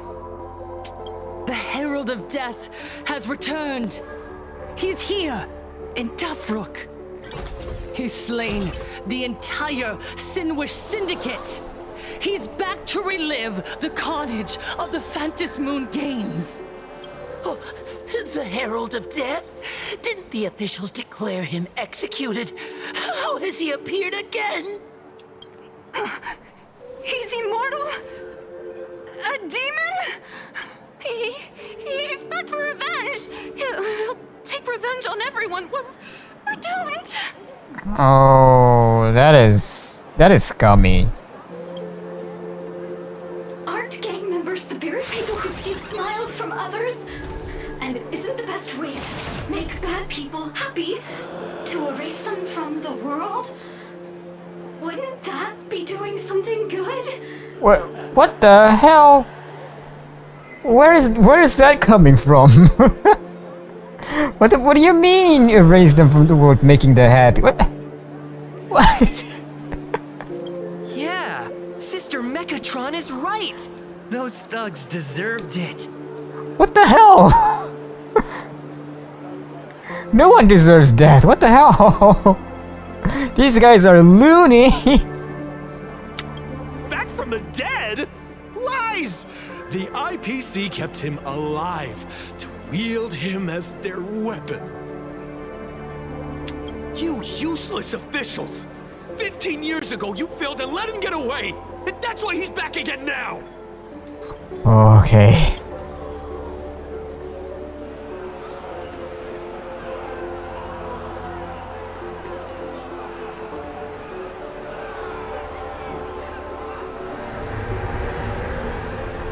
Oh. There's no need to panic. There's definitely something up with her. I don't know. Who you are. I don't know. You are those who live beneath Aha's brilliance, who have claimed happiness and cast off the shackles of suffering. Once the Herald of Death fed on our fear and tears. That was the source of his power. She's either the killer or she knows something about the killer. Look at the smiles on the faces of those around you.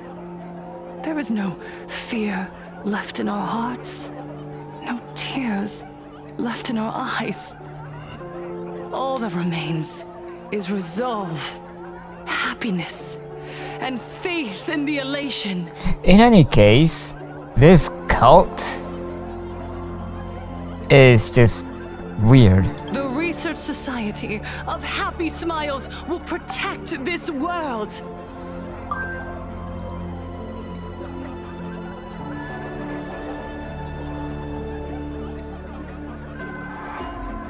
Etch this into your hearts. The happy do not die, for even death cannot touch a heart filled with happiness. What's going on? There's something very wrong about this woman. You don't say, Asheville. Yes, as long as we're happy enough, there's nothing to fear. Holy. Okay. Happiness is our weapon. Happiness will destroy the Herald of Death. Happiness will save this world. Operation Spread Happiness. Yikes.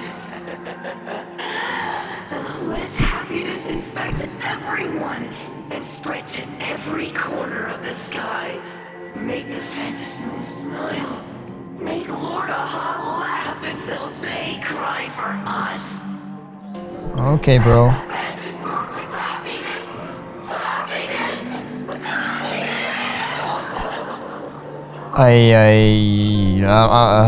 Oh no. This is creeping me out.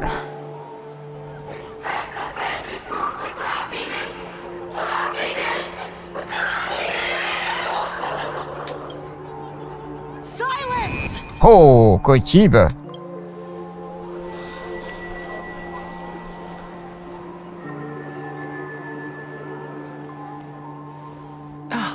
My apologies, officers.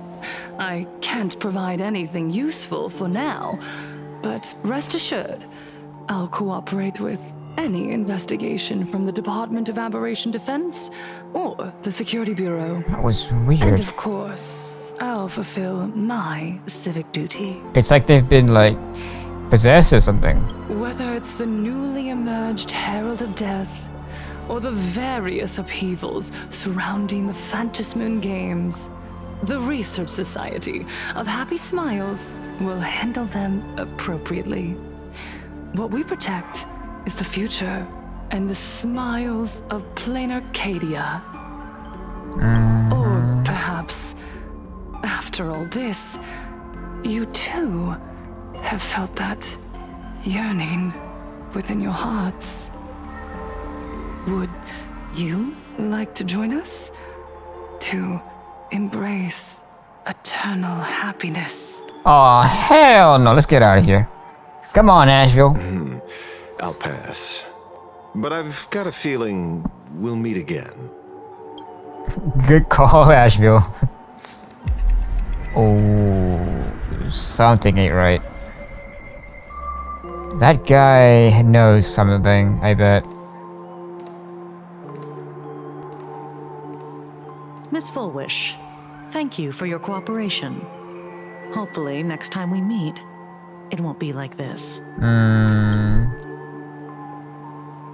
May the Master of Elation watch over all and bless you with their everlasting smile. I'm actually terrified about how now. Not gonna lie.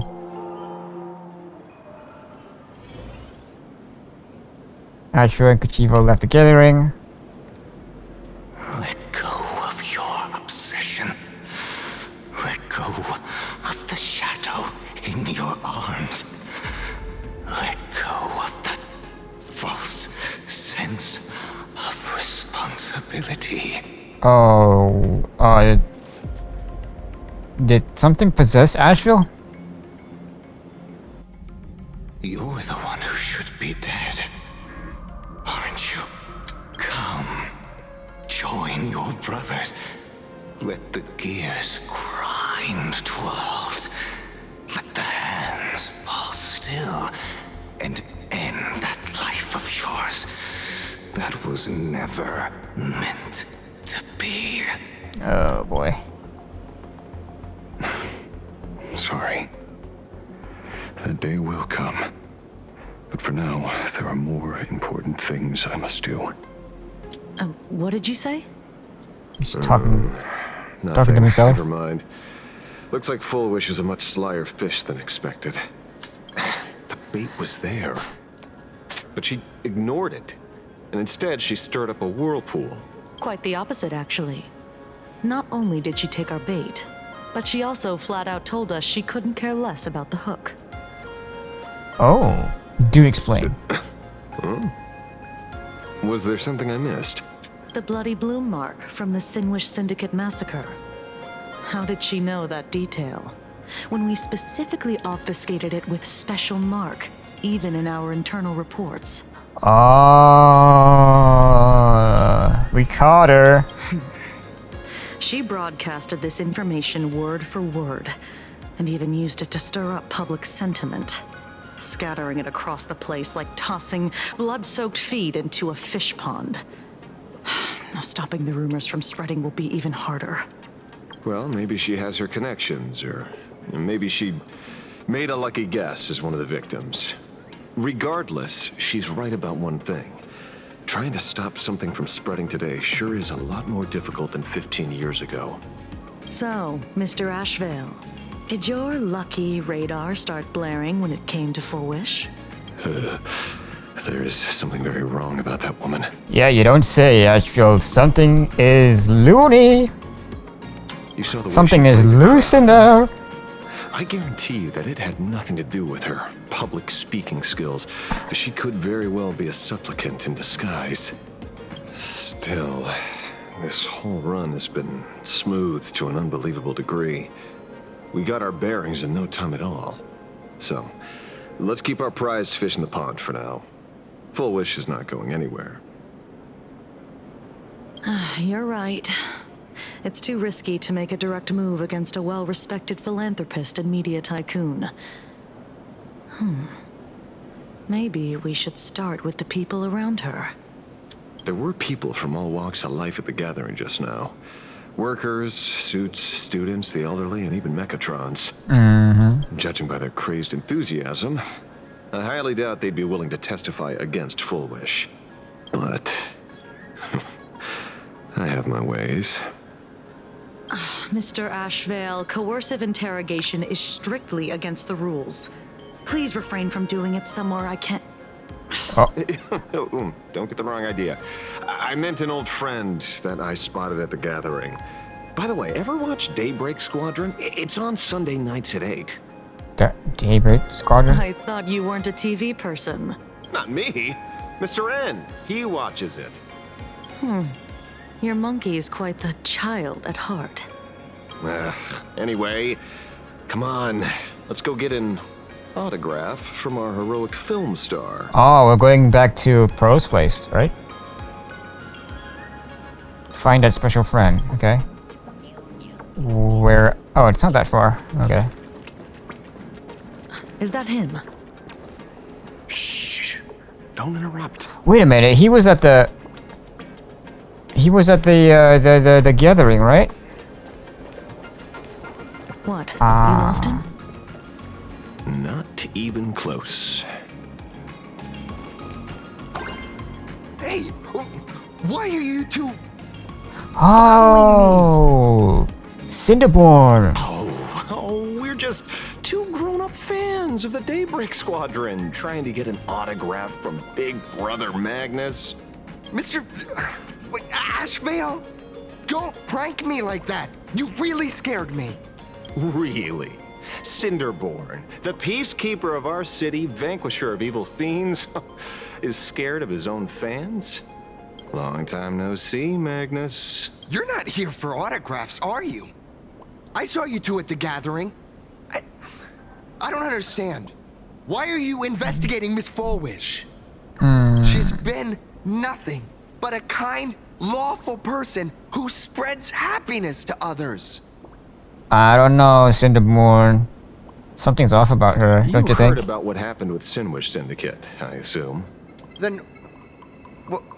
was Miss Fullwish telling the truth?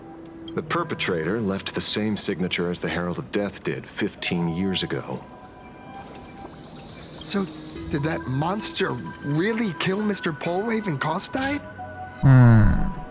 15 years and he's back? This demon? How many more lives must he take? Mr. Magnus, you're one of the survivors of the incident, right? Yes. That monster took my parents that day. Okay. What's the Sinwish Syndicate case got to do with Miss Fullwish? Okay, explain. Because that Herald of Death was executed 15 years ago. That's for certain. The Sinwish Syndicate case, on the other hand, has copycat written all over it. And Fullwish is a suspect. So, just because we're survivors, we automatically become suspects? What? Are you gonna interrogate me too? If that's what you want, Miss Kuchiba can arrange for it later. For now, I just want to ask you a few questions about the Smiles Society. It doesn't matter if you have a few or 100 questions. I have nothing to say to you. 15 years ago, I was left all alone in this world. The so-called relatives closed in like a pack of hyenas. their eyes fixed solely on the compensation smeared with my parents' blood. Oh, okay, that's just sad, to be honest. Like if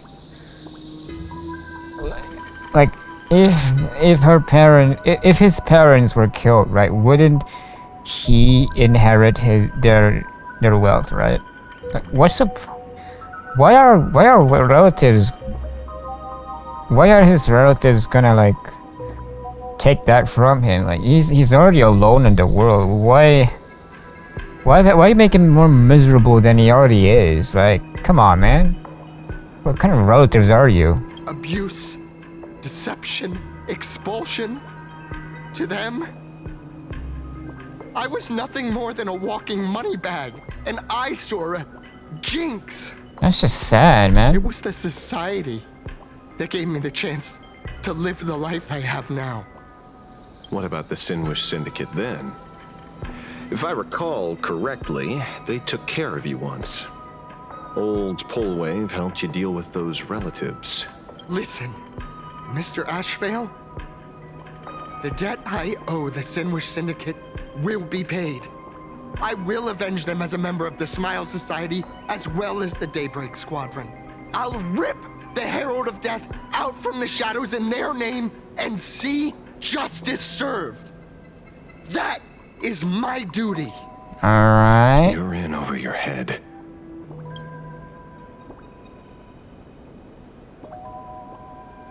The new Herald of Death is very dangerous. I doubt a handful of actors like you can achieve anything substantial. You think we're just a couple of kids playing superheroes with masks, right? Well, you're wrong. My squad mates and I aren't the easy pushovers we used to be, Mr. Ashvale. I haven't had my transformation surgery yet, but I can already power a Mechatron warrior in battle. We are real heroes here. Okay, but you're just actors though. Boys, let's stay on topic, shall we? I just wanted to have a few words about the society. I have nothing to say to you either, Miss Kuchiba. Neither of you are getting a word out of me on this. Well done, Magnus. Your loyalty to the Smile Society warms our hearts. Who are these two? You're following me? Not by choice. These IPC dogs made it clear that they intend to frame Miss Foolish. Oh, we're not going to just let this slide. Oh, come on. Would you look at that? The hunters become the hunted. What does it matter? If someone's looking for a beating, we'll gladly give it to them. Alright, here we go. You have 5 minutes for questioning. So make it count, Mr. Ashvale. They're all yours. Let's kill him. Just kidding. Never expected my first miracle as a supplicant to be teaching thugs. I mean lawful citizens, a lesson on the streets. Let's get this over with then. And if you want to join them too, Magnus, be my guest. Oh boy, here we go. Fair warning. I'm out of practice. If you get hurt, that's your problem. Don't hurt at all. Hold up. Mr. Ashvale, lightning fire, ice, wind. Alright. Lightning, fire, ice, wind. Let's use fire, okay. Ice, and I don't have a wind character. Let's just use someone. Let's use, okay,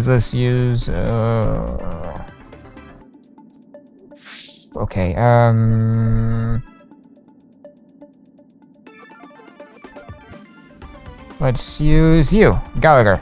There we go. Fair warning. I'm out of practice. If you get hurt, it's your problem. Your fists don't hurt at all. Mr. Ashvale, stop!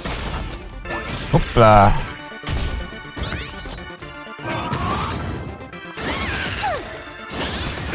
Okay.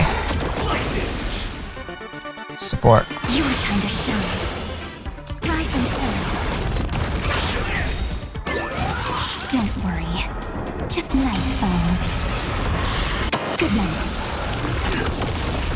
Okay, that was easier than I expected. That's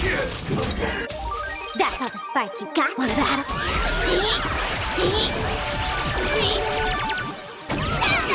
I'm sorry, Mr. Ashvale. I have to stop you. Hooray, Cinderborn! The bringer of justice! Oh, shut up! Here we go. Here. It too shall fall.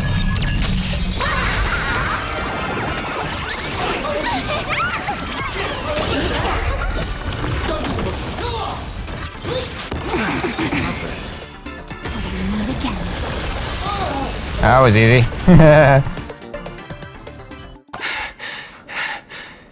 It hurts a little, but I'm happy. Man, they are way gone. There's something seriously wrong with you all. Enough! Are you really going to kill them? What's the matter, defender of the city? Are you scared? This is the real Phantasmoon Games, Magnus. This is the bloody truth under the mask of the Elations game. 15 years ago, at dusk in this city, the Herald of Death tore people apart, one by one. Did he ever stop to ask even once, is it enough? Yeah. I know you want to make something out of yourself, like the Trailblazer of the Astral Express. And I know you want to catch the new Herald of Death and crush him like a bug, using the same methods he used against the Sinwish Syndicate. But here's the deal. It's not your duty. And the Eonic game sure isn't a TV show where you get to play the hero and save the day. You mentioned a conversion surgery earlier. Are you saying that all society members underwent some kind of unknown modification? Oh, that's why they all became loony. They fucking got lobotomy, that's what they did. That figures. I was wondering why these people looked like they felt no pain at all. Humming along merrily even as they bled. Does this have anything to do with the surgery? What? Nothing to say? Fine by me. 3 minutes left. That's long enough for me to question them. 3 minutes? Time to hurry and get some answers from these people while they're still on the ground. Alright. Let's collect these first. Oh, I can't collect them. Nah. Okay, let's see what... Hey, lackey! Wake up! Pain should not exist. Pain should not... That's fucking creepy, man. Smile. Please smile. The laughter. Don't let it stop. Oh boy. These people are zombies.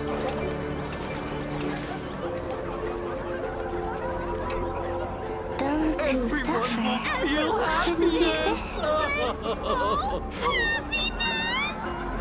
What the heck happened to these people? This is... the small procedure that official members receive. They call it the happiness surgery. With a prick of the needle, no more than a mosquito's bite. The doctor puts this small thing inside your eyelids, even smaller than a synesthesia beacon, and more convenient. So it's a mini lobotomy. People who have had the surgery say that it soothes all your pain and suffering, past or present. Even your body becomes stronger, and your mind clearer and more focused. A state where you can truly receive happiness. So... you haven't had this happiness surgery yet, right? I'm not ready yet. I've been thinking it over. I don't know, man. You probably should. But the rest of the squadron had it, and they've all become happier.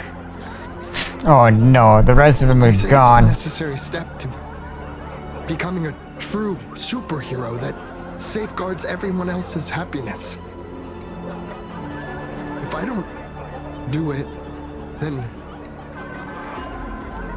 do I still deserve the name Cinderborn, Mr. Ashvale? What should I do?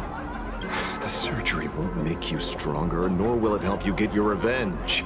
These guys on the floor are proof enough. Remember the hesitation and fear you feel in this moment, Magnus. If people simply erase their perception of fear and pain instead of overcoming them, then those people will never find true strength. Hey, that's actually a good advice. Go now. I have some cleaning up to do.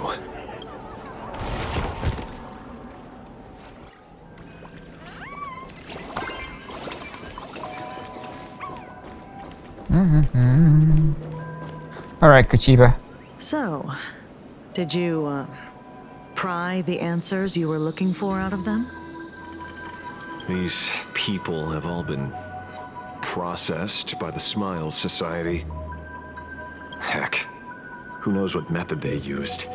It completely neutralized their ability to feel suffering and despair and gave them bodies like steel, incapable of feeling pain.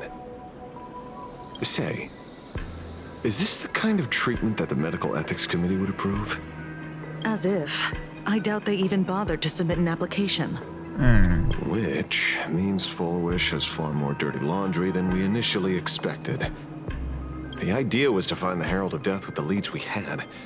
But here we are, going deeper down an increasingly scarier rabbit hole. Judging by their voices, these followers don't seem to have any ill intentions. In fact, they sound a lot more humane than most humans. Alright. If all this has nothing to do with the Herald of Death, then it matters little to our investigation. After all, how they pursue happiness is their own choice. Wouldn't you agree? Are you serious, Kuchiba? It's only human instinct to avoid pain, right? Such avoidance doesn't go against the laws of nature, nor does it legally constitute a crime when the party involved was a voluntary participant. Not a crime. Well, my instinct right now is telling me that this definitely has something to do with the Herald of Death. Unfortunately, Mr. Ashvale, we need evidence to solve a case. Oh, okay, so...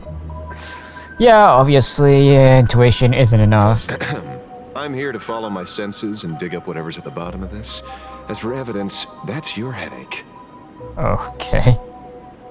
Besides, I don't think we need to turn over every stone to figure it out.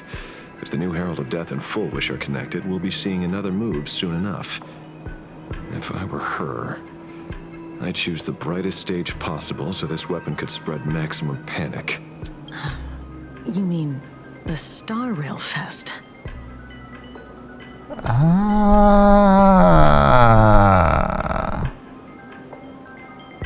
So wait.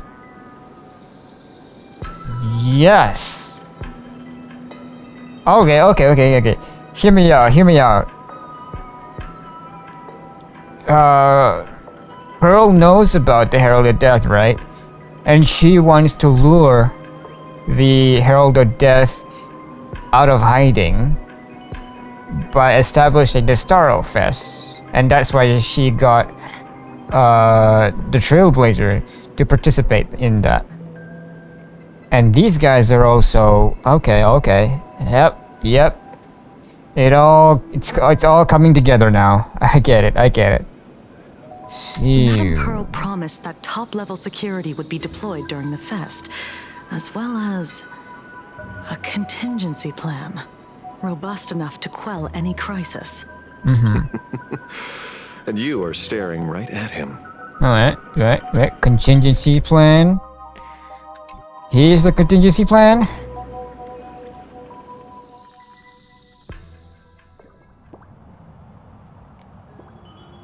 Okay. What are these guys doing?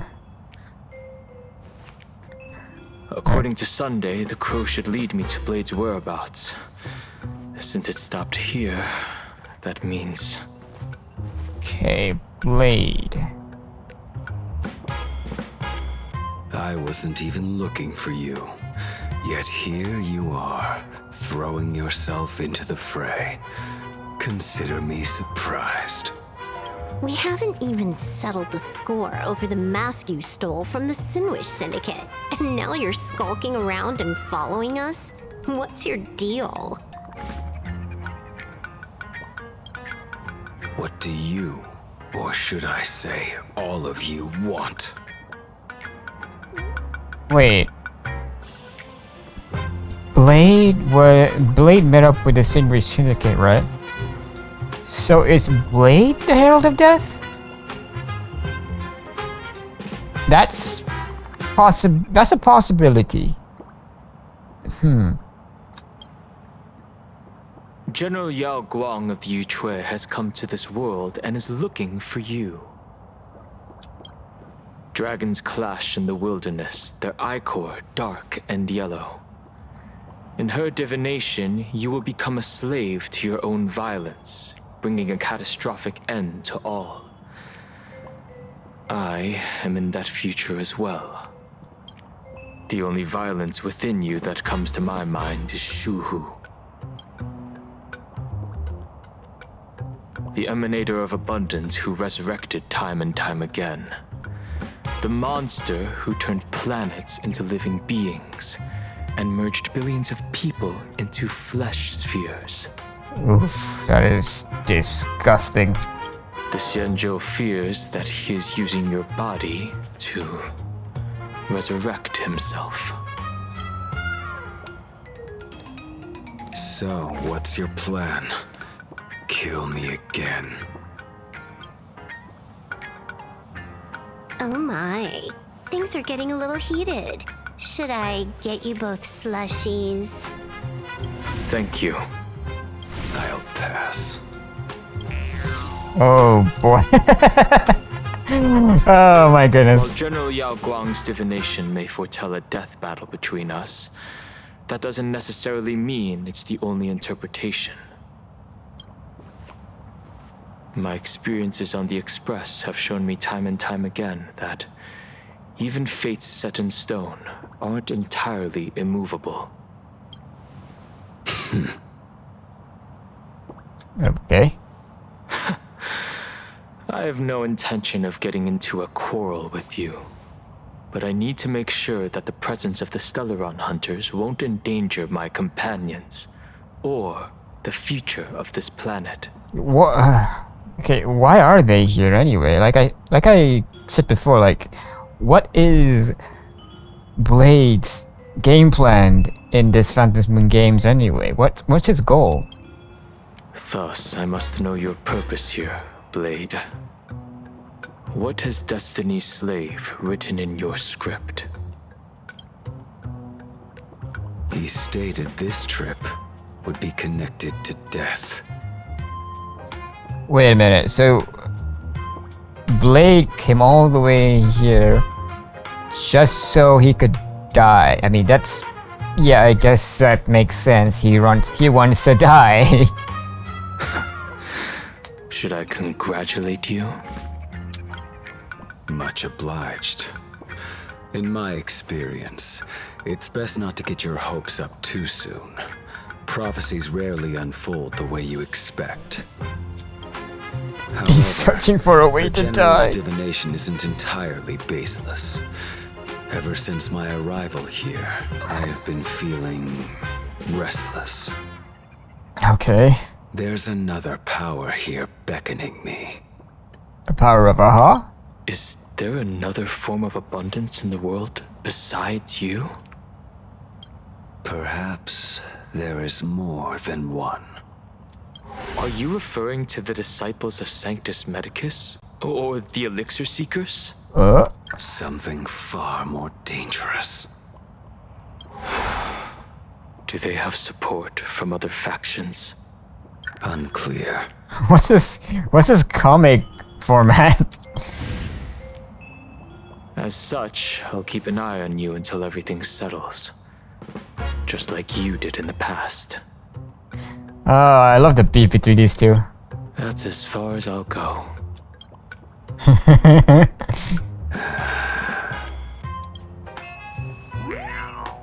Did you two just agree to some weird collaboration before me? I'll leave that matter in your hands, Silver Wolf. I get it. That good-for-nothing detective didn't even blink an eye before selling us out to Pearl. And you still plan on working with him? There are things only he can get done.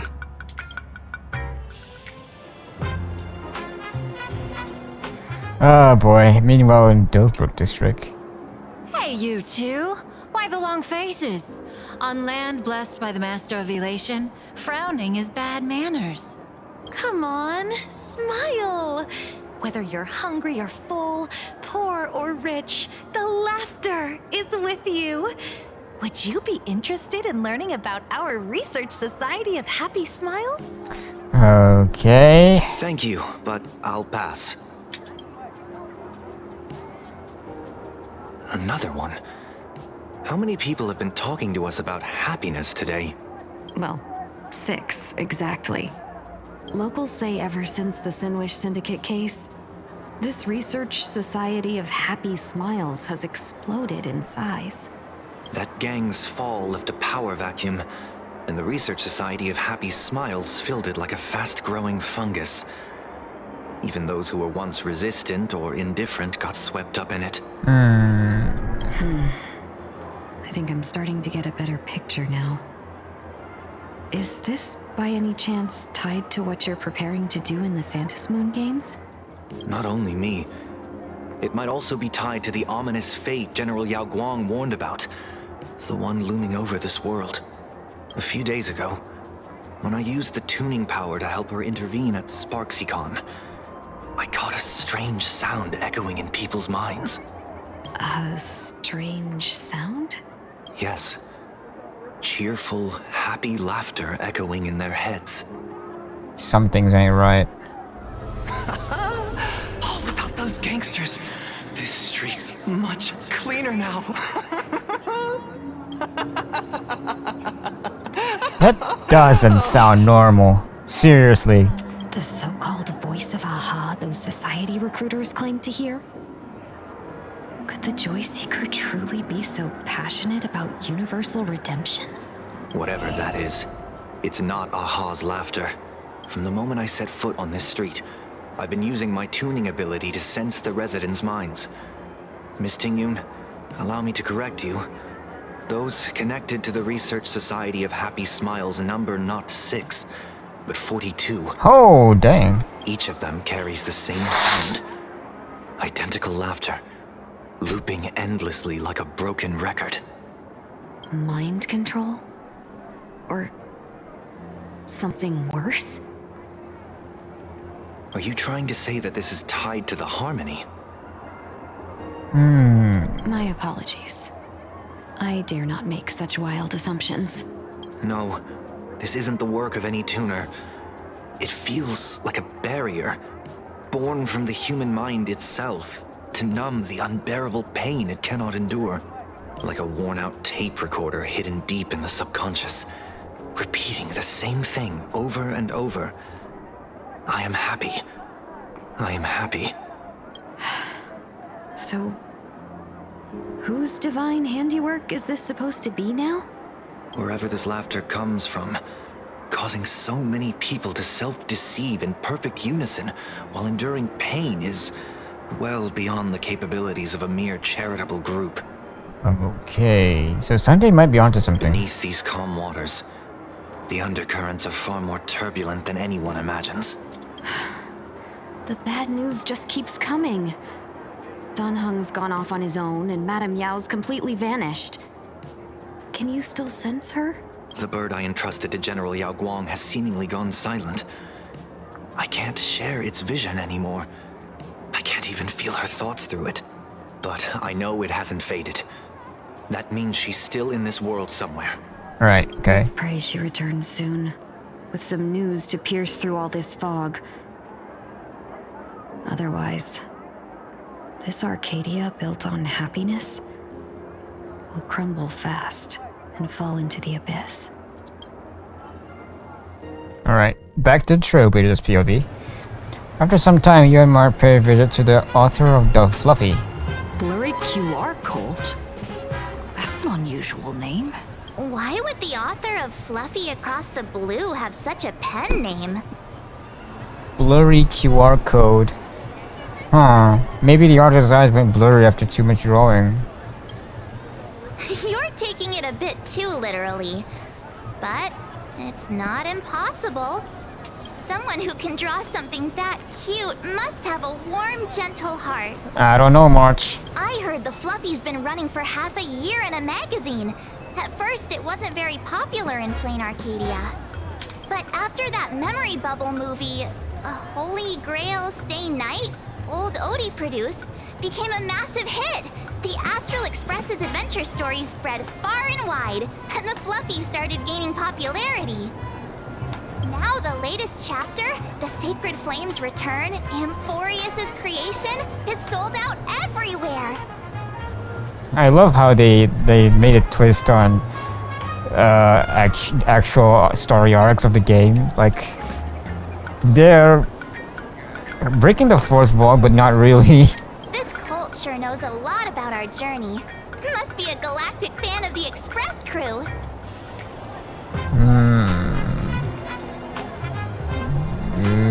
We just gained another loyal fan. Yes, you've told us the story of Cinderborn 10 times since we got back from Perlux Tower. According to the address the Perlux employee gave us, it looks like we've arrived at a familiar place. Wait, where is this? For such a small place, Dovebrook District is really full of hidden talents.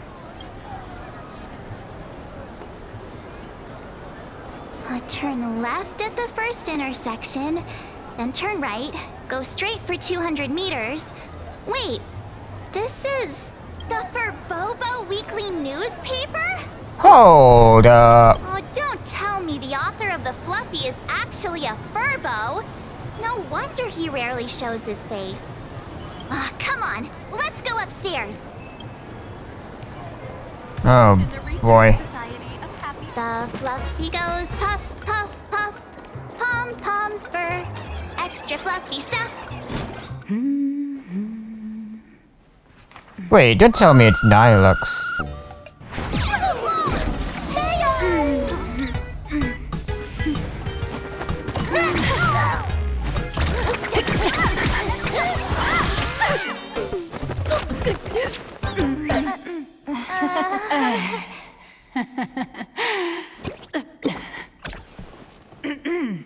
Please come in.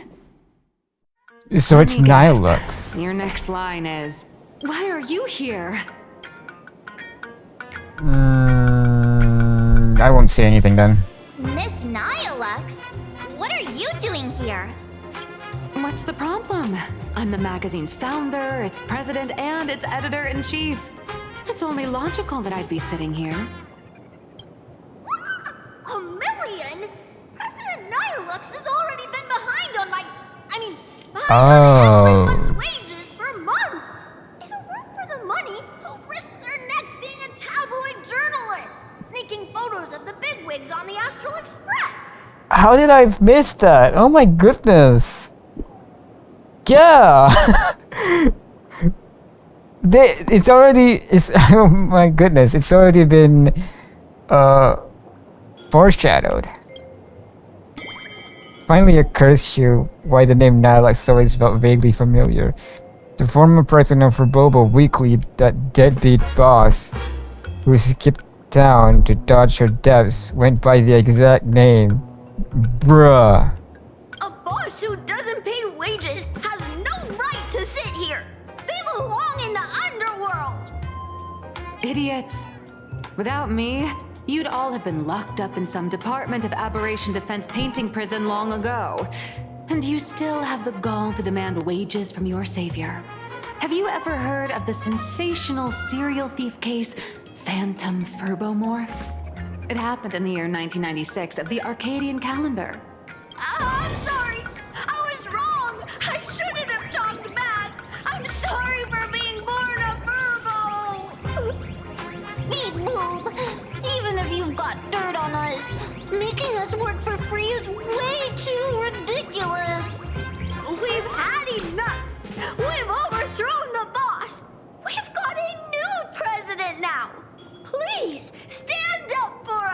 Okay. Welcome, traveler. Furbo Hot Pot requires a reservation. Rumors are 10,000 credits apiece, and if you're looking to hire a hitman, just head right down the hall to the storeroom.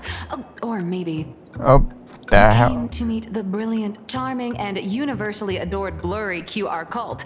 Well then, truth be told, that person is actually... We should really be charging you royalties. Who could it be?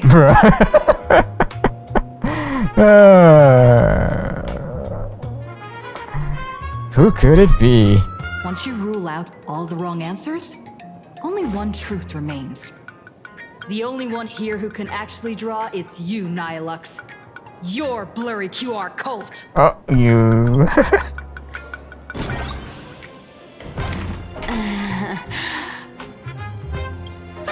You saw right through me. As a reward for seeing through my disguise, how about an autograph or a photo? Allow me to reintroduce myself. I'm Nihilux. You can also call me by my pen name, Blurry QR Cult. Oh boy.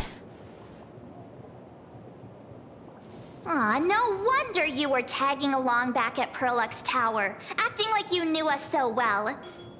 Wait.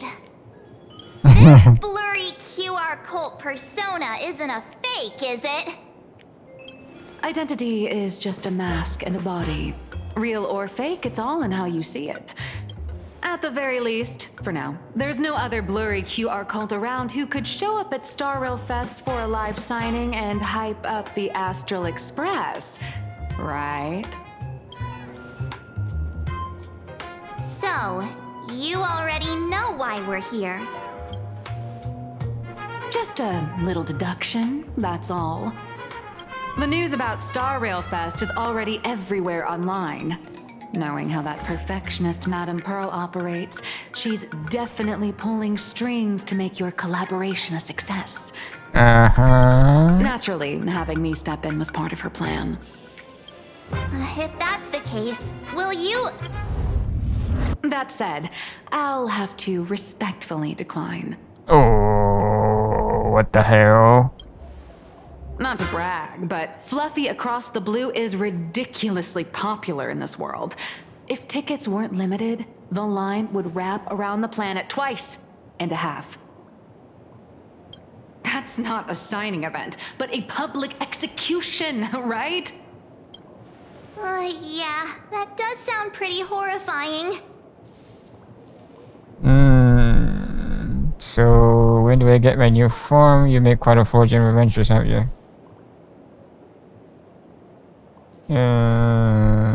So when's the another update? Could be tomorrow, could be next month, but definitely not today. So tell me, Miss Nihilux, do you really have the right to refuse us? You've used the crew's likenesses and adventure experiences without permission. Surely you owe us some form of compensation. Oh, here we go. Why are we talking about this all of a sudden? We caught him cornered. We got it cornered. Today, on behalf of the entire Astral Express crew, for your violation of our publicity rights, emotional damages, and lost wages, I hereby demand 1.6 billion credits. Oh, damn!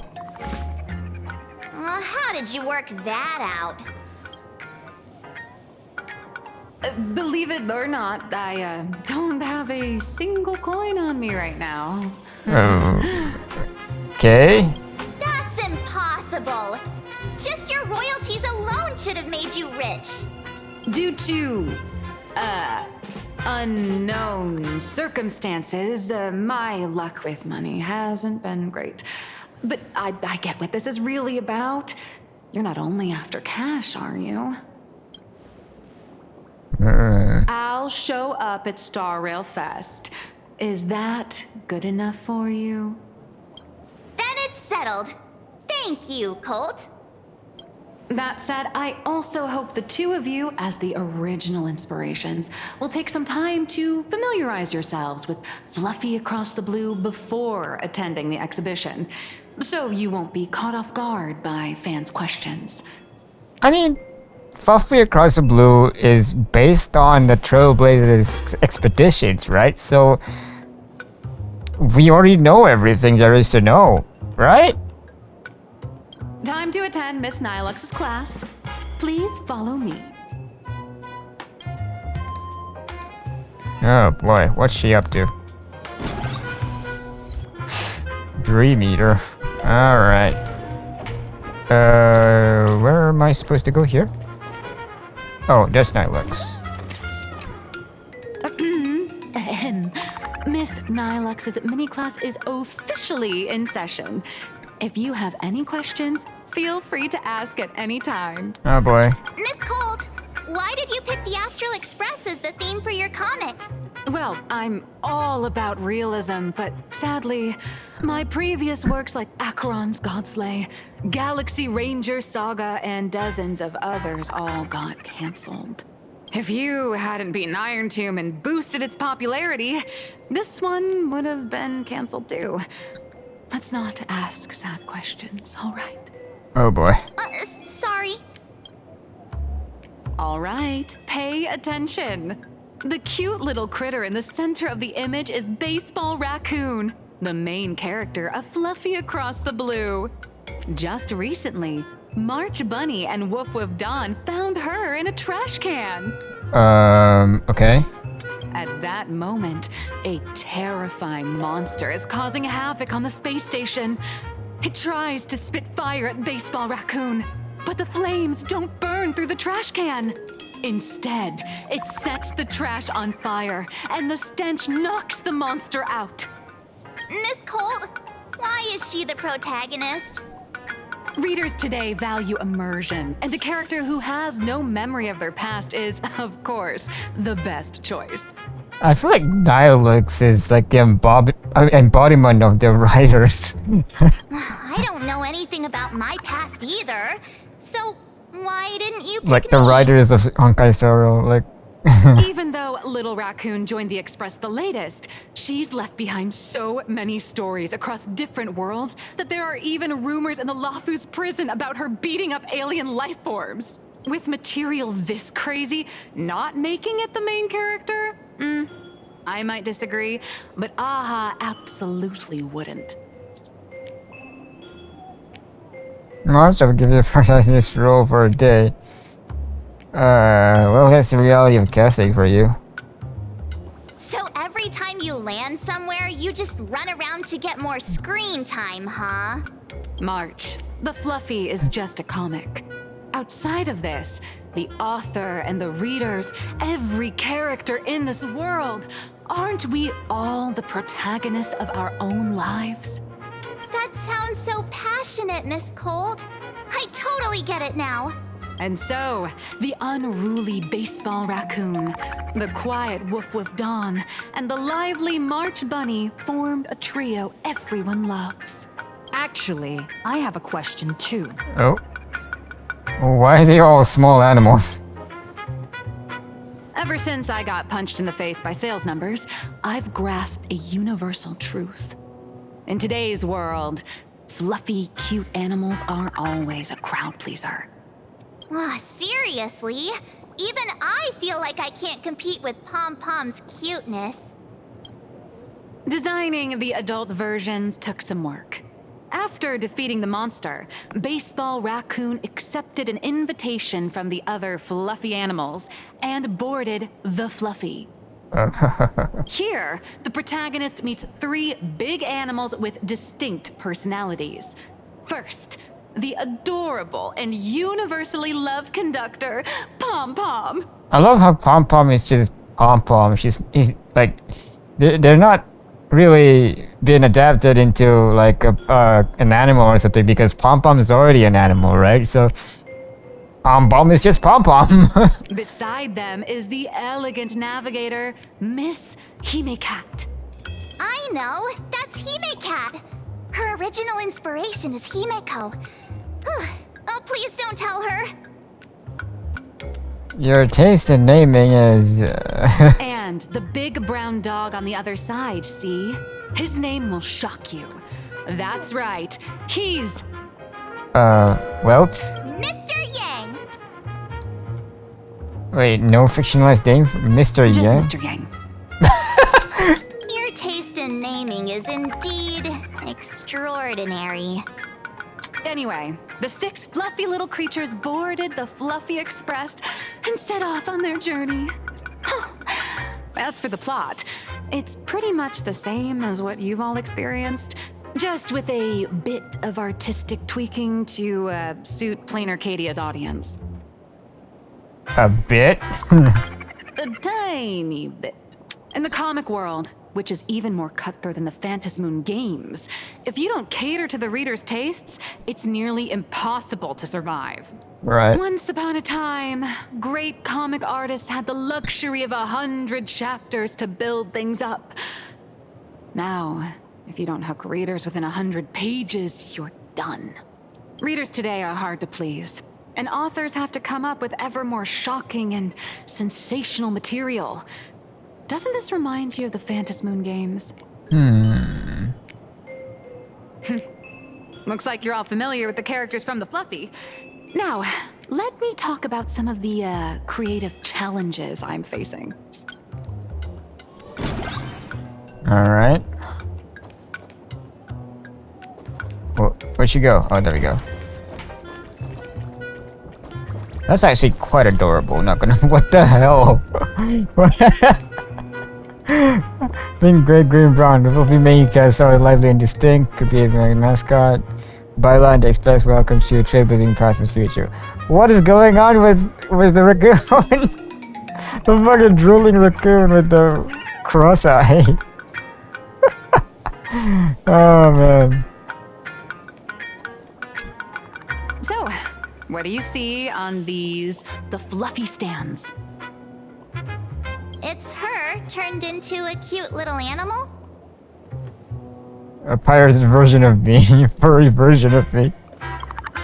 Yes, this is the character, and you're the inspiration behind her. Okay. But even for someone as interesting as you, there are many backstories that readers don't care about, don't want to know, or don't feel obliged to understand. A comic artist's job is to capture the most interesting parts and present them to the readers. The cute and clever one is March Bunny. The unruly but reliable one is Baseball Raccoon. This is what we call a concrete archetype paired with an abstract character. Cute and clever, huh? I don't know. And the abstract side of a character will only be further simplified in the eyes of the readers. So, how do you think the readers across the universe view you nameless?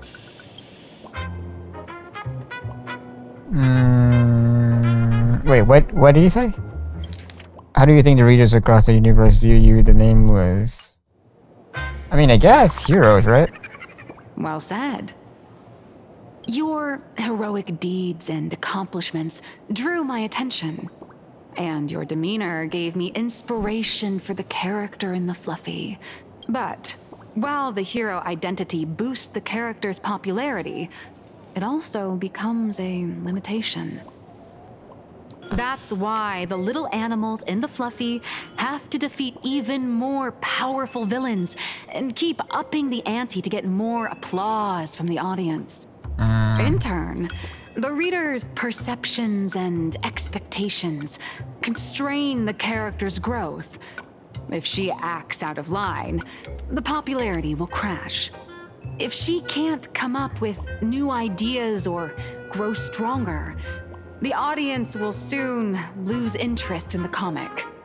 Unfortunately, the creation of Fluffy Across the Blue is now stuck at this very awkward bottleneck. Right. Honestly, after drawing comics for so long, I've pretty much run out of ideas. Hundreds of Amber eras ago, people would laugh out loud just from seeing a cat do a backflip. Now, to get the same kind of enthusiastic reaction, you'd probably need to have that cat fight a Mechatron in a one-on-one showdown in Perlux Tower. Okay. Although the fluffy specials are selling like crazy, doing side stories without progressing the main plot isn't a long-term solution. Ever since all the gossip memo keepers I hired got wiped out in Amphorius, my source of intel's been drying up fast. Gossip memo keepers. Wow. But if someone from the Astral Express could quietly feed me a few juicy insider secrets from the Phantom Moon games, imagine the reader's reaction when the next chapter drops. Right. Whoa! Does blurry QR code have a time machine or what? Oh, that'd totally save the Fluffy's future sales. Right. After all, my little Furbo crew already works for you. Just have them slip me a copy of the Phantom Moon Games press release. Let's call it buying your exclusive adaptation rights. We'll do a 50-50 split.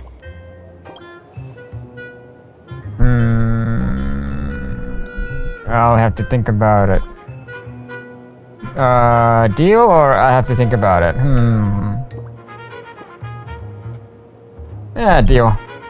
I've already figured out how to spend the royalties. First, I'll buy Pom Pom 10 new outfits, then get Himeko a brand new coffee machine. And after that... All right, since we've got the profit split sorted, looks like my creative block won't last much longer. Just wait for my appearance at Star Rail Fest. Star Rail Fest, a grand event that gathers millions of eyes and an inordinate amount of wish power. And under all that attention, the dark forces coveting the Master of Elation's blessing are bound to surface. Heroes and devils dancing together in plain Arcadia. Tell me, is there a better source of inspiration than that? My hero, don't let us down. Okay. Meanwhile, in Graphic Academy. A supplicant is the master of wish power, but wish power can also become the shackles that bind the supplicant, forcing them to fulfill its desires. Love and hatred are alike. Dependence resembles fear. What commands wish power isn't only love, but also hatred. Thank you. These notes will really be a big help to her. Good. I'm so glad to be of help. Aww, it's father-daughter time.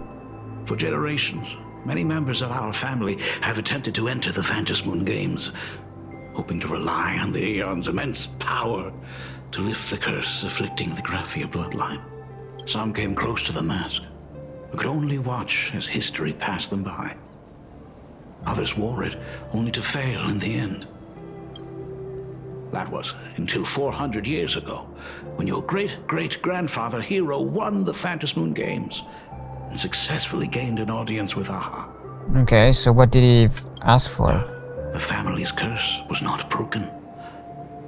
In his notes, he wrote, "Just as the god of destruction cannot cradle a bouquet, so too is the god of elation powerless against a curse. Such is the cycle of cause and effect." So I guess Aha isn't like all-powerful after all. Father, are you wondering what it was that healed me? I know you're keeping something from me. But I don't care what cured you 15 years ago. As long as you're alive, I can wait until the day you're ready to tell me. Still, as a father, there are things I must say, even if you don't want to hear them. As an artist, I'm fascinated by fleeting lives. How they struggle, they suffer, and in doing so, reveal a brilliance worthy of time's memory. But, as a father, I can't stand by and watch my daughter walk into tragedy. I bless you to be a hero, to welcome the same end as Akivili. Those are words I could never speak. The road ahead is shrouded by uncertainty. And that's why someone must take the first step to trailblaze a path others can follow.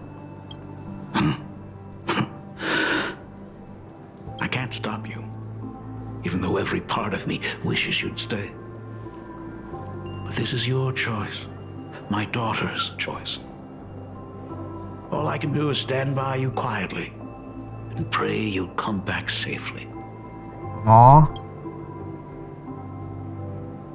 Do you still remember the bedtime story I used to tell? They say there was once a princess in the sky. Day and night she painted in her celestial garden, untouched by the joys and sorrows of the mortal world. One night, a thunderous sound echoed from her painting. Curious, she stepped inside. Through seas of flowers, across mountains, until she reached the world's edge. There stood an ancient tower, so tall it pierced the heavens, so vast it seemed to hold the universe itself. Climbing the endless staircase, the princess reached the summit, and from there she saw the world beyond her garden. In the distance, she heard cries, the voices of people burning in raging fire. Whoa, what a story. From that tower of infinity descended the world painter to walk the mortal realm. With a single stroke of her brush, she brought forth 1,000 imaginae, turning the tide against destruction. To go where there are cries, to go where there are flames. That is the meaning of Murata. But beyond the family name, my interpretation of our ancestor's name, Graphia, is also the hope I place in you. Himiko, whatever choice you make, if this is truly what you want, then go. Use those steps blazed upon trails to paint the world as you see it.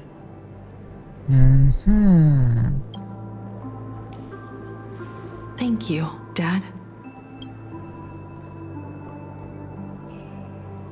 By the way, how's your health?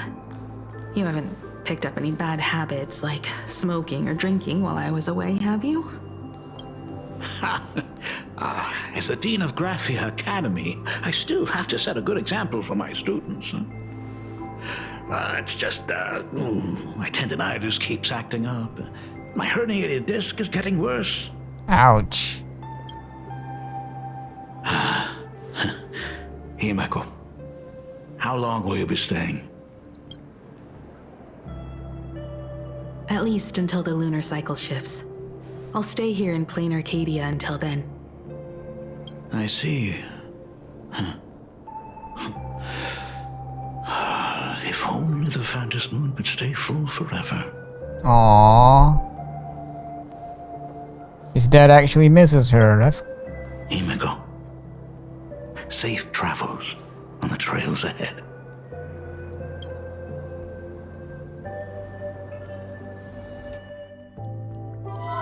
Oh, news update. Hello, everyone! Welcome to Foolish TV's special news segment, Arcadian Morning Report. I'm your host, Goofy. Hi, everyone! I'm your host, Snowy! The Star Railfest exhibition venue funded by Perlux Corp and constructed by Turbogen Heavy Industries has officially been completed! Thanks to modern imagenesis technology, it took only a day for the Skyline's lookout cloud to take on a completely new look. Starting today, the Lookout Cloud line is officially opening up its stop for the Star Railfest exhibition areas. The exhibition areas opening on day 1 include the Bellabog area, Sianjolafu area, and Penacony area, showcasing the legendary adventures of the Astral Express.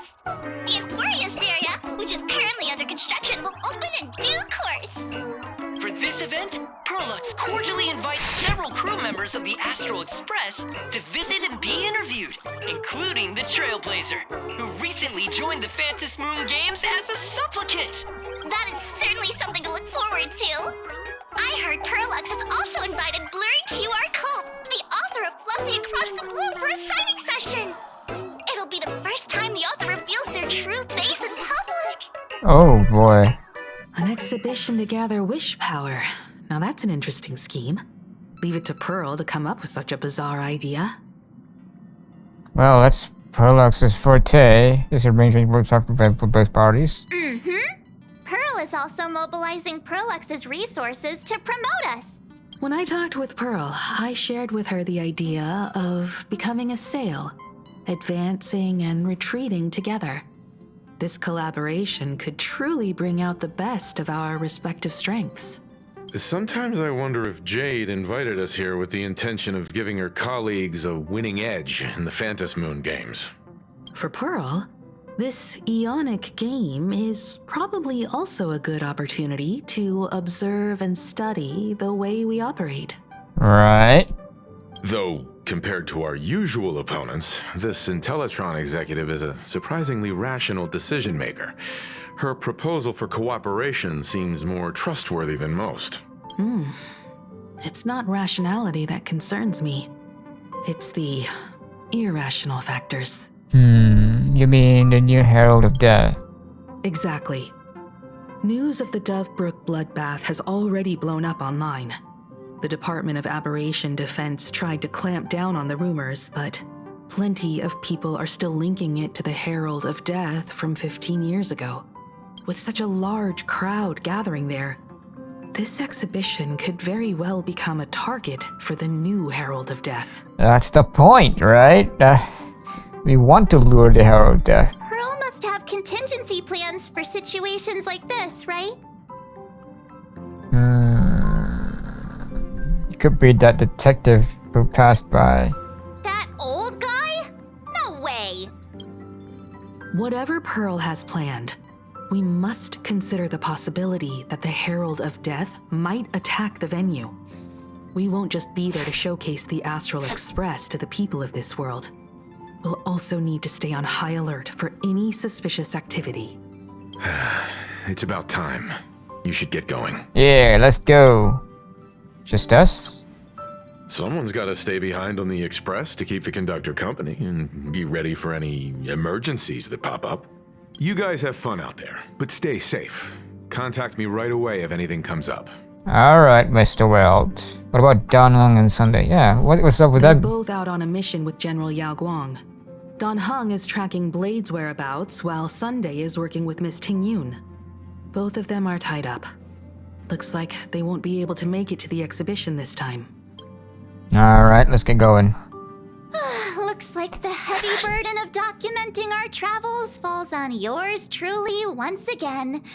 I'll make sure to snap tons of pics so I can tell you guys all about the exhibition when we get back. Star Rail Fest, here we come! Okay, let's see. Haven of memories. Every touch. Take the bullet river and express to the exhibition. Okay. Passengers heading to Star Rail Fest, please prepare to board.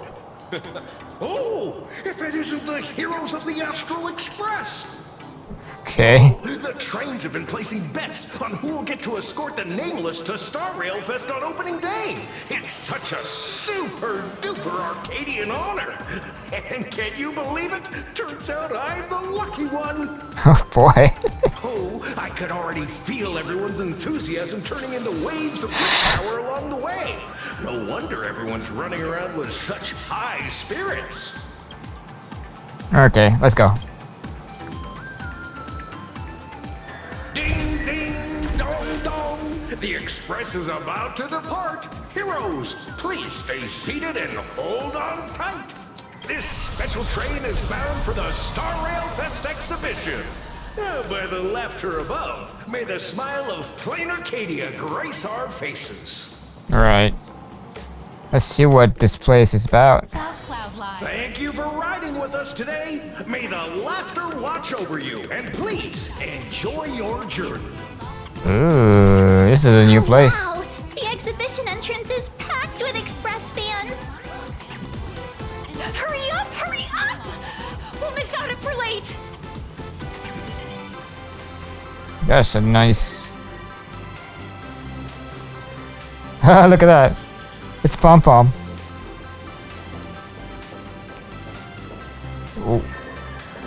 What the hell are these? Look at that. Are they trying to cosplay or something?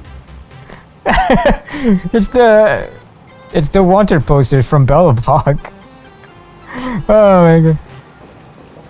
Oh, they're all wearing it. What the heck?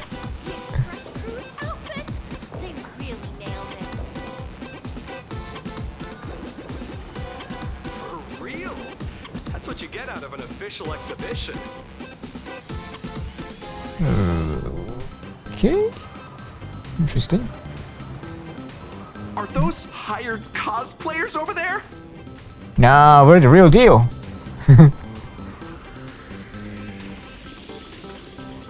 Okay, cool.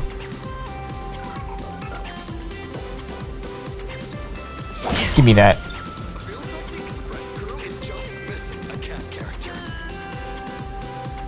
Cat. I thought Himiko is a cat, though. No.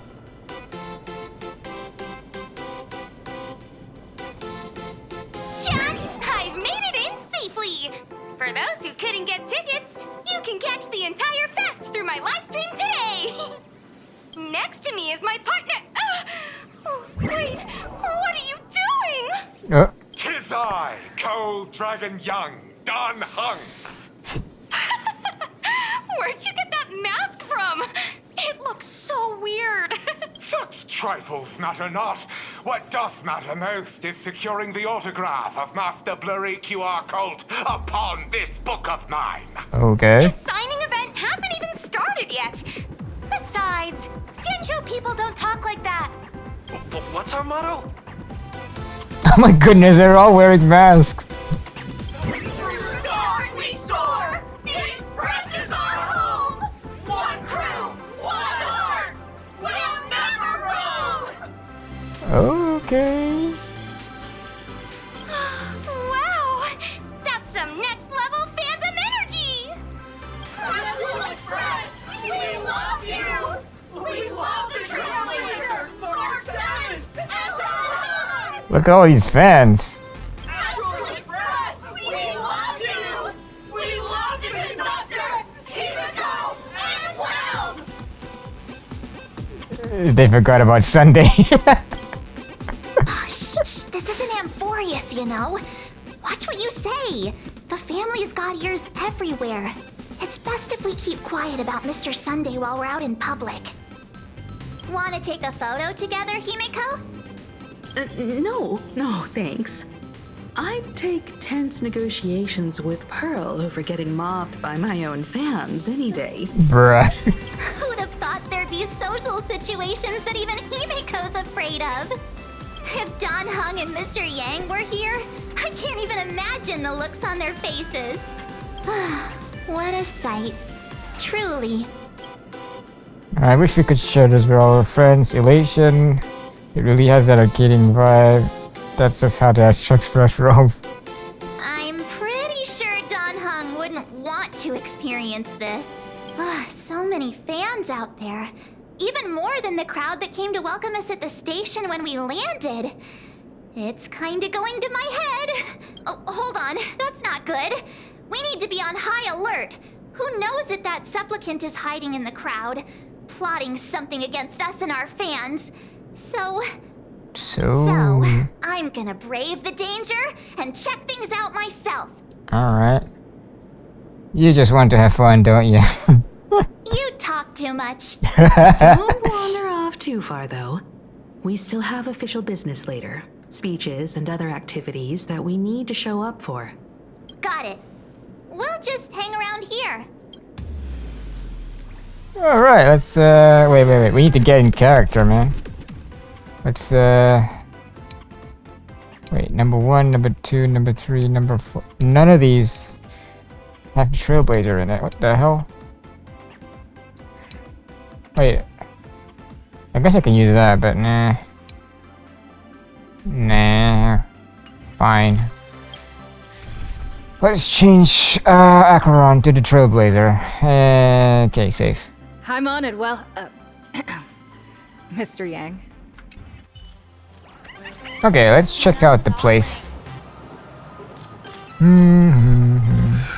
That express girl is here! Quick, get ready. Oh boy, what we? 3, 2. Hi! The Trailblazer. Sorry to bother you. We're with Full Wish TV. It's our lucky day running into you here. Do you have a moment? Mind doing a short interview with us? It won't take long. All right. Our audience is absolutely dying to hear about the new supplicant in town and your adventures aboard the Astral Express. Sure thing. No problem. But let's keep the interview brief, since the organizers might have other plans for us. First question. Seeing as Plain Arcadia was the starting point of the Express's new voyage, how would you describe your impressions of this place? Talk about its modern culture. Plain Arcadia has left quite an impression on me. An ancient world that somehow feels so modern, so vibrant and colorful. Everyone's chasing the latest trends, looking for fun. I'd say this place is more like a never-ending carnival. Interesting! Throughout the history of the Phantom Moon games, it's been extremely rare to have such a renowned cosmic figure as yourself participating. As the Astral Express's supplicant, what kind of changes do you hope to bring to this world in these games? I'm not that arrogant. Who am I to change anything here? I'm just a passerby. Who am I to change this world? But if I can, I hope to show everyone the spiritual strength of what the Trailblaze represents. That's an impressive answer. Speaking of which, after joining the games, you immediately went to defeat Miss Sparksy, who represented the Masked Fools. What are your thoughts on potentially facing native supplicants in the future? I don't want to be enemies with the native supplicants. Sparksy gets her kicks through chaos and madness. That kind of out-of-control elation is way too dangerous. As for the other native supplicants, as long as they don't make the games dangerous, I'd rather cooperate with them than defeat them through violence. Speaking of local supplicants, we've noticed that Star Rail Fest is Perlux Corp's way of rolling out the red carpet for the Express. There are rumors that the IPC is also sponsoring the Express. So, I have to ask, are you representing the Express or the IPC in these games? Set the record The straight. IPC's interests? Nah. Even though Star Rail Fest has exceeded my expectations, and Madame Pearl and Perlux extended such a warm invitation, which I'm truly grateful for. At the end of the day, this is a festival for everyone, and I'm just one of the guests. I'm not the master of this place. It's the media, alright? Those hard-hitting questions had you sweating bullets, you burned through every ounce of corporate speak you'll ever have in this lifetime. Every micro-expression on your face is screaming, end this interview already. Thank you for your valuable time. We won't keep you from your plans at the exhibition any longer. Alright, let's keep going. No worries. This material will do just fine. Okay. What's going on over here?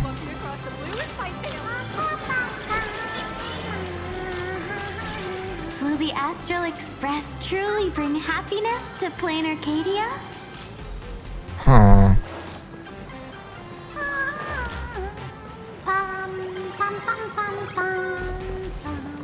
Who's singing? Looks like they haven't started checking tickets for the Oh, okay.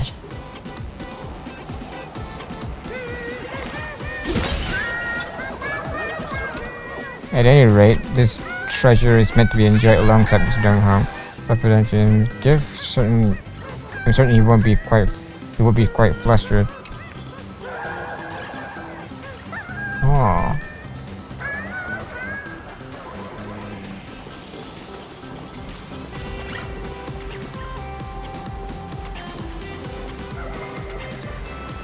Oh, it's a clocky. You prefer the glitzy golden version of the Golden Arrow Plaza over the clocky cloak. Shame that one's not for sale though. Clocky but not golden glitzy version. Okay. Hey, little raccoon. Over here? I'm right here. Wait. Where? Oh.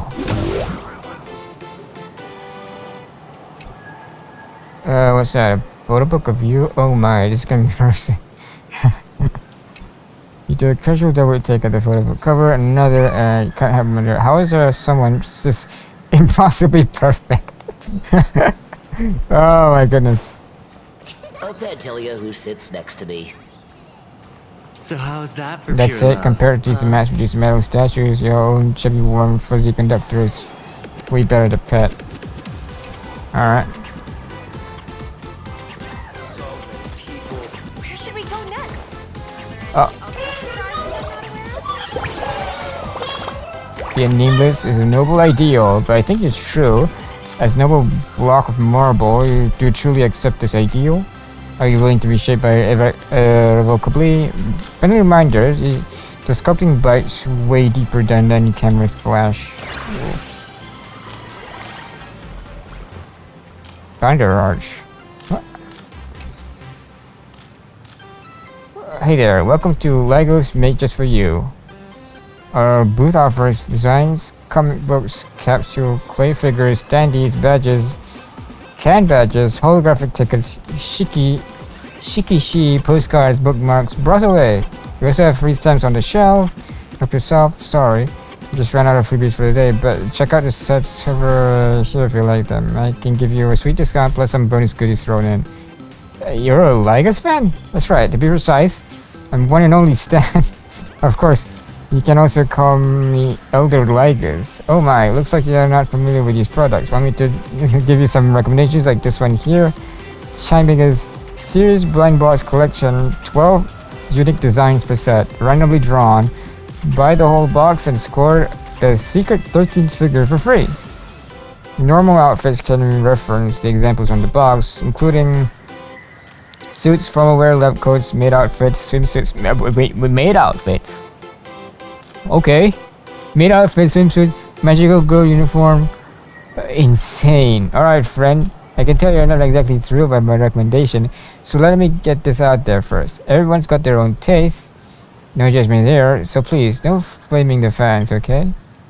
Of course, if you're not really into it, I won't force anything on you. Just turn around and walk away. But if you're even seemingly interested, feel free to swing by anytime for any mutual exchange of ideas. After all, that's what my store is here for. Think of it as satisfying curiosity. Nothing wrong with that. Okay, nothing much, just dropping by. Okay. That's pretty cool, I guess.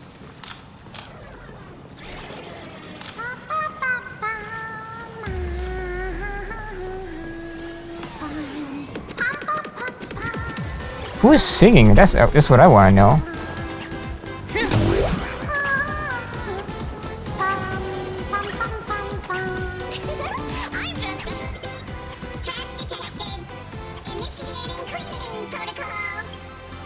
What's up with this?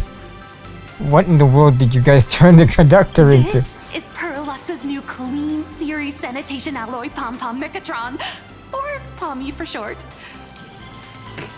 Actually, our tech team had another code name for it. Oh, okay. They call it Mop Pom. Oh, would you like to pre-order one?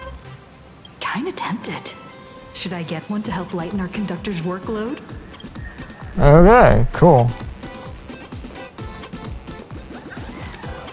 Oh, I need that.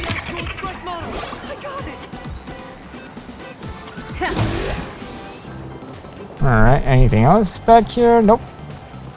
Oh, what's this? Wow, with that outfit, you must be cosplaying as March Bunny. Am I right? The accuracy is just insane. Yeah, just like the original.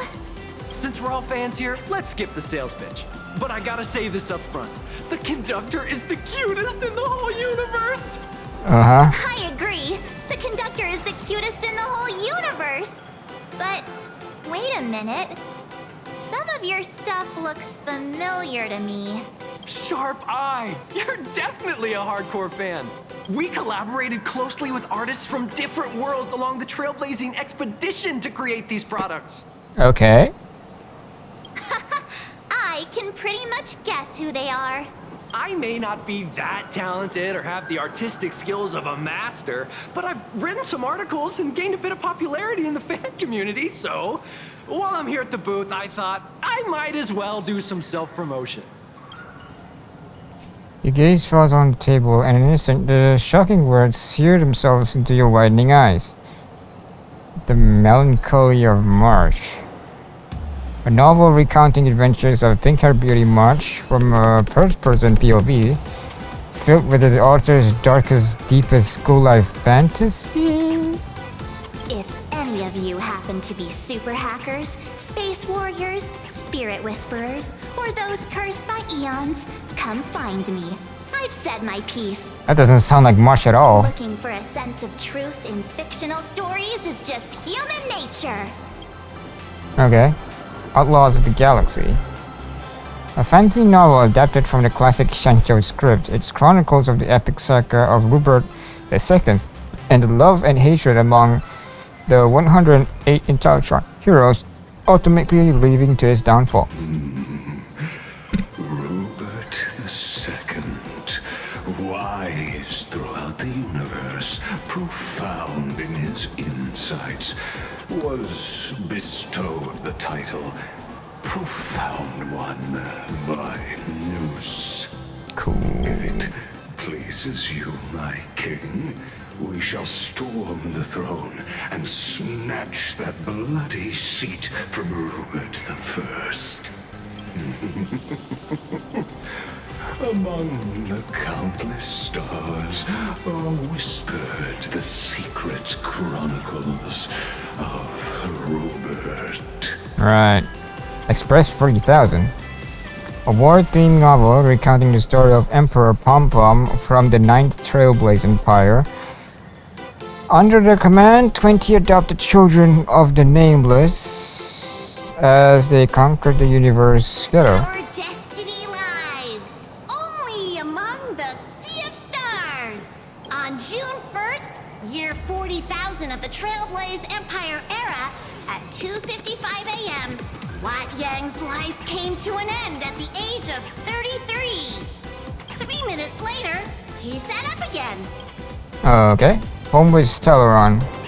A surprisingly wholesome family-themed fan comic starring Raccoon, who hosts a Stellaron. A fun little tale about the cosmos' most wanted criminals forming a family and going on all sorts of missions. They even kept a cat that grinds video games for them by the name of Silverwolf. I'm sorry, Kafka. You can survive without me. But if I leave Mr. Yang, he won't make it. Well, what about Silverwolf? Are you planning to release her back into the wild? Forget it. Looking at these things is making me hear things. Folks here seriously don't hold back. Nothing's off limits to them. Buy one item, get a free novel. It's a venue exclusive deal. First come, first serve. Better act fast or you might regret it forever. When the fluffy figurines hit the shelves the other day, this mysterious old guy snatched them all up, saying something about using them as art references for students. He loaded up a whole cart like he was stocking inventory. Even the scalpers were no match for him, I'd say. Wait a minute. Art references for students? Was it Yusuke? Not long after he left, a girl with bunny ears came to buy figurines too. She was clearly a collector, buying complete sets of everything. A girl with bunny ears, Evanesia? Then she discovered that in every collection she wanted, there was one Hemacat missing. That old man bought all the Hemacats. Yep, definitely Yusuke. Oh, that's horrifying. I can't let this happen to me. I have to make the best use of my wallet while things are still in stock. March, you're interested in this? No, you're making me want one too. You know that feeling when you see some weird little gadgets and you just can't help Before you know it, your whole room is full of stuff, so you have to secretly hide them under your best friend's big bed. Wait a minute. Oh, this is not good. My wallet is trembling. My pocket money is crying out in pain. I need to battle against my own instincts for a bit. Okay. Go look around without me for a while. I'll come find you once I'm done with this battle. Just don't wander too far, okay? Okay. Alright, that's it. And last one. I like Pommy.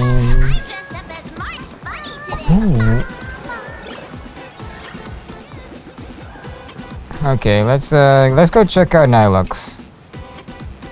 Nice to see you again, little raccoon. You're lucky you haven't been completely swarmed by fans yet. Here you are, the original inspiration for Lee Fluffy's main character, fresh as a daisy, yet no one recognizes you. Talk about irony. Don't tell me they think you're just some cosplayers. Oh, come to think of it, that's actually quite possible. Yeah. How come you're not being swarmed by fans? Well, none of my readers have seen my real face yet. But that's all gonna change once the book signing starts. It's honestly heartbreaking that the organizers only gave me this dinky little booth. I was hoping for something more prominent, like a spot on the main stage or something. Oh boy. This isn't the Fluffy Fest. I know. Hey, wanna have the number 000000001 collector's edition comic that blurry QR cult signed today?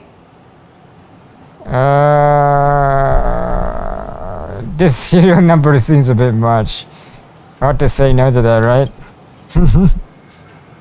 Exactly. Something this memorable can hardly be refused. Ooh. Hold up. What's this extra thing? Light sticks. The organizers gave me thousands of them and told me to hand one out to each fan who gets a book signed.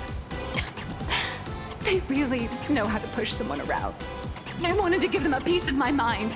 Am I not the world-renowned author of Fluffy Across the Blue, the great blurry QR cult? Who exactly do they think I am? Chopped liver? Bruh. But you're right. This is Star Rail Fest. Today, I'm just a side character. Anyway, it's about time to head to the booth and meet up with the staff to start the signing session. I won't keep you from enjoying yourself any longer. Bye-bye.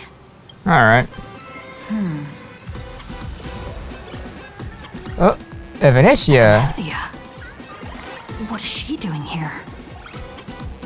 Okay, well, we have to check that out. Target confirmed. Mine's ready. Toast on the face.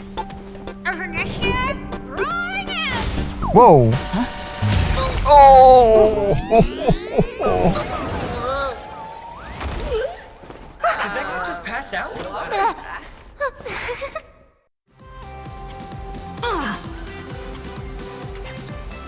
I'm so sorry. Are you alright? What are you, a cannibal or something? Sorry. I had no idea I could pack such a punch when sprinting at full speed. Good thing I'm built tough. Oh boy. I just wanted to recreate that classic teen rom-com moment. You know, bumping into a schoolgirl running late with toast in her mouth.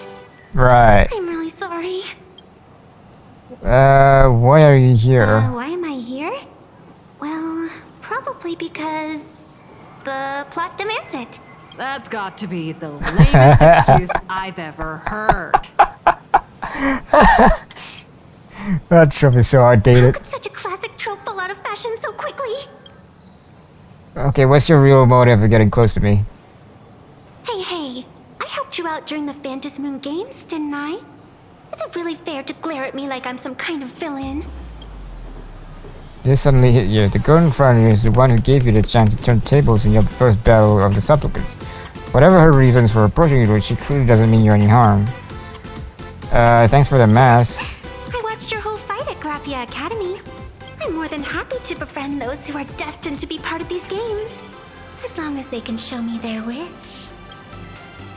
You're not here to take back the mask? Of course not. That mask has already been imprinted with the shape of your soul. Even if I took it back, it wouldn't be of any use to me. Fair. Are we able to draw the mask? An old friend of mine once taught me how to draw. And as it turns out, I'm a natural. If you call those bad doodles you made when drawing the mask talent... I'd always wondered if something I imaginated could actually fool the Phantasmoon's eyes. See? This temporary ticket I gave you shows great promise. Proof that my artistic skills have leveled up. Speaking of which, shouldn't you show me some gratitude? Just so we're clear, I'm completely broke.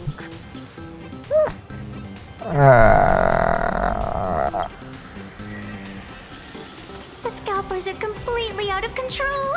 I couldn't snag a single ticket to the exhibition. Could you sneak me in?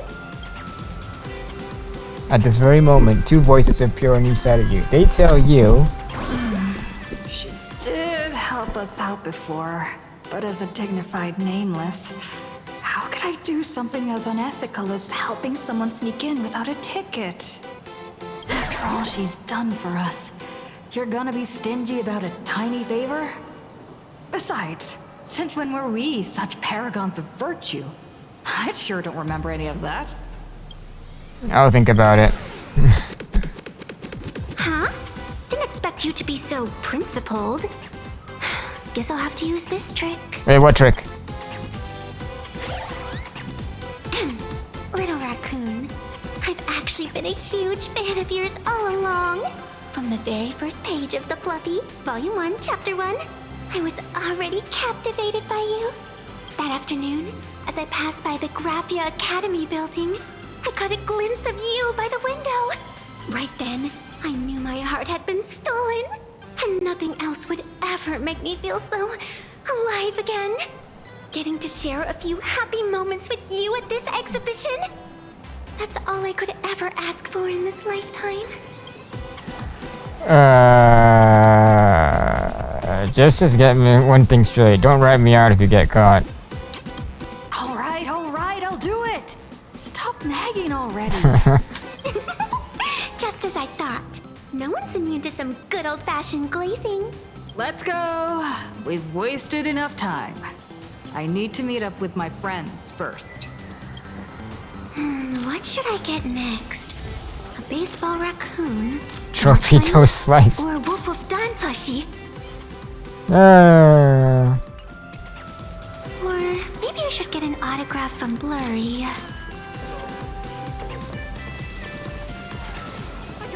March 7th.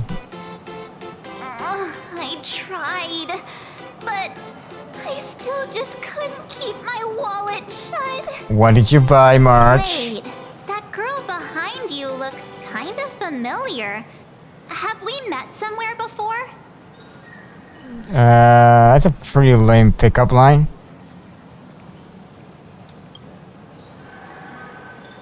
What are you talking about? I've definitely seen her. I think it was at Graphia Academy? Whatever, it's not important. Wait a sec. Isn't this March Bunny from the Fluffy? Oh, the attention to detail is insane! Especially those ears! I'm a fox. A fox. Let me introduce myself. I'm Evanessia. Just a normal fan of the Fluffy. You must be the inspiration for March Bunny. You're way prettier in person than in the news. March Bunny, I've actually been a huge fan of yours all along. From the very first page of Volume 1, Chapter 1. Wait a minute. That's the same line she used on this. What? Getting to share a few happy moments with you at this exhibition. That's all I could ever ask for in this lifetime. But I can't even get a single ticket. So I can only stand here, gazing up at that world from afar. Are you recycling your lines? Oh, you poor you worry. I will definitely make your wish come true. You just met and you're besties already? Wanna join us? Such an adorable little fox girl could never have any bad intentions. It's not like she's another Fantilia, right? Besides, this place doesn't even have any Stellaron or Ambrosial Arbor. Don't worry, Nessia. Nessia? Leave it to me. What? We're giving her nicknames now? That's great! Thank you so much, Miss March. Himeko just messaged me. It's about time to head in now. Oh. Boy. Alright.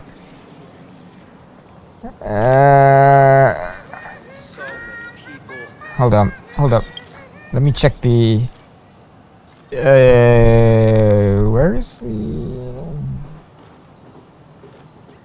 Oh. Mission, here we go. Mission, Fate's Atlas.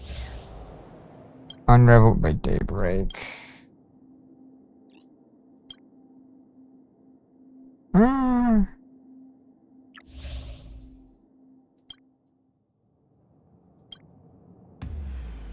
Okay, we have another one. Alright. Yeah, I'm gonna have to end the stream right here because it's been like 3 hours already and it's getting late where I am right now, so yeah, the story's been going great so far and I'm looking forward for what happens next during the actual Starro Fest. So yeah, if you enjoyed the stream, be sure to give me a follow to get notified when I continue with the story in the next stream. So yeah, and for those who are watching and looking forward to the next stream, I hope to see you in the next stream. So until then, I'll see you around. Bye bye.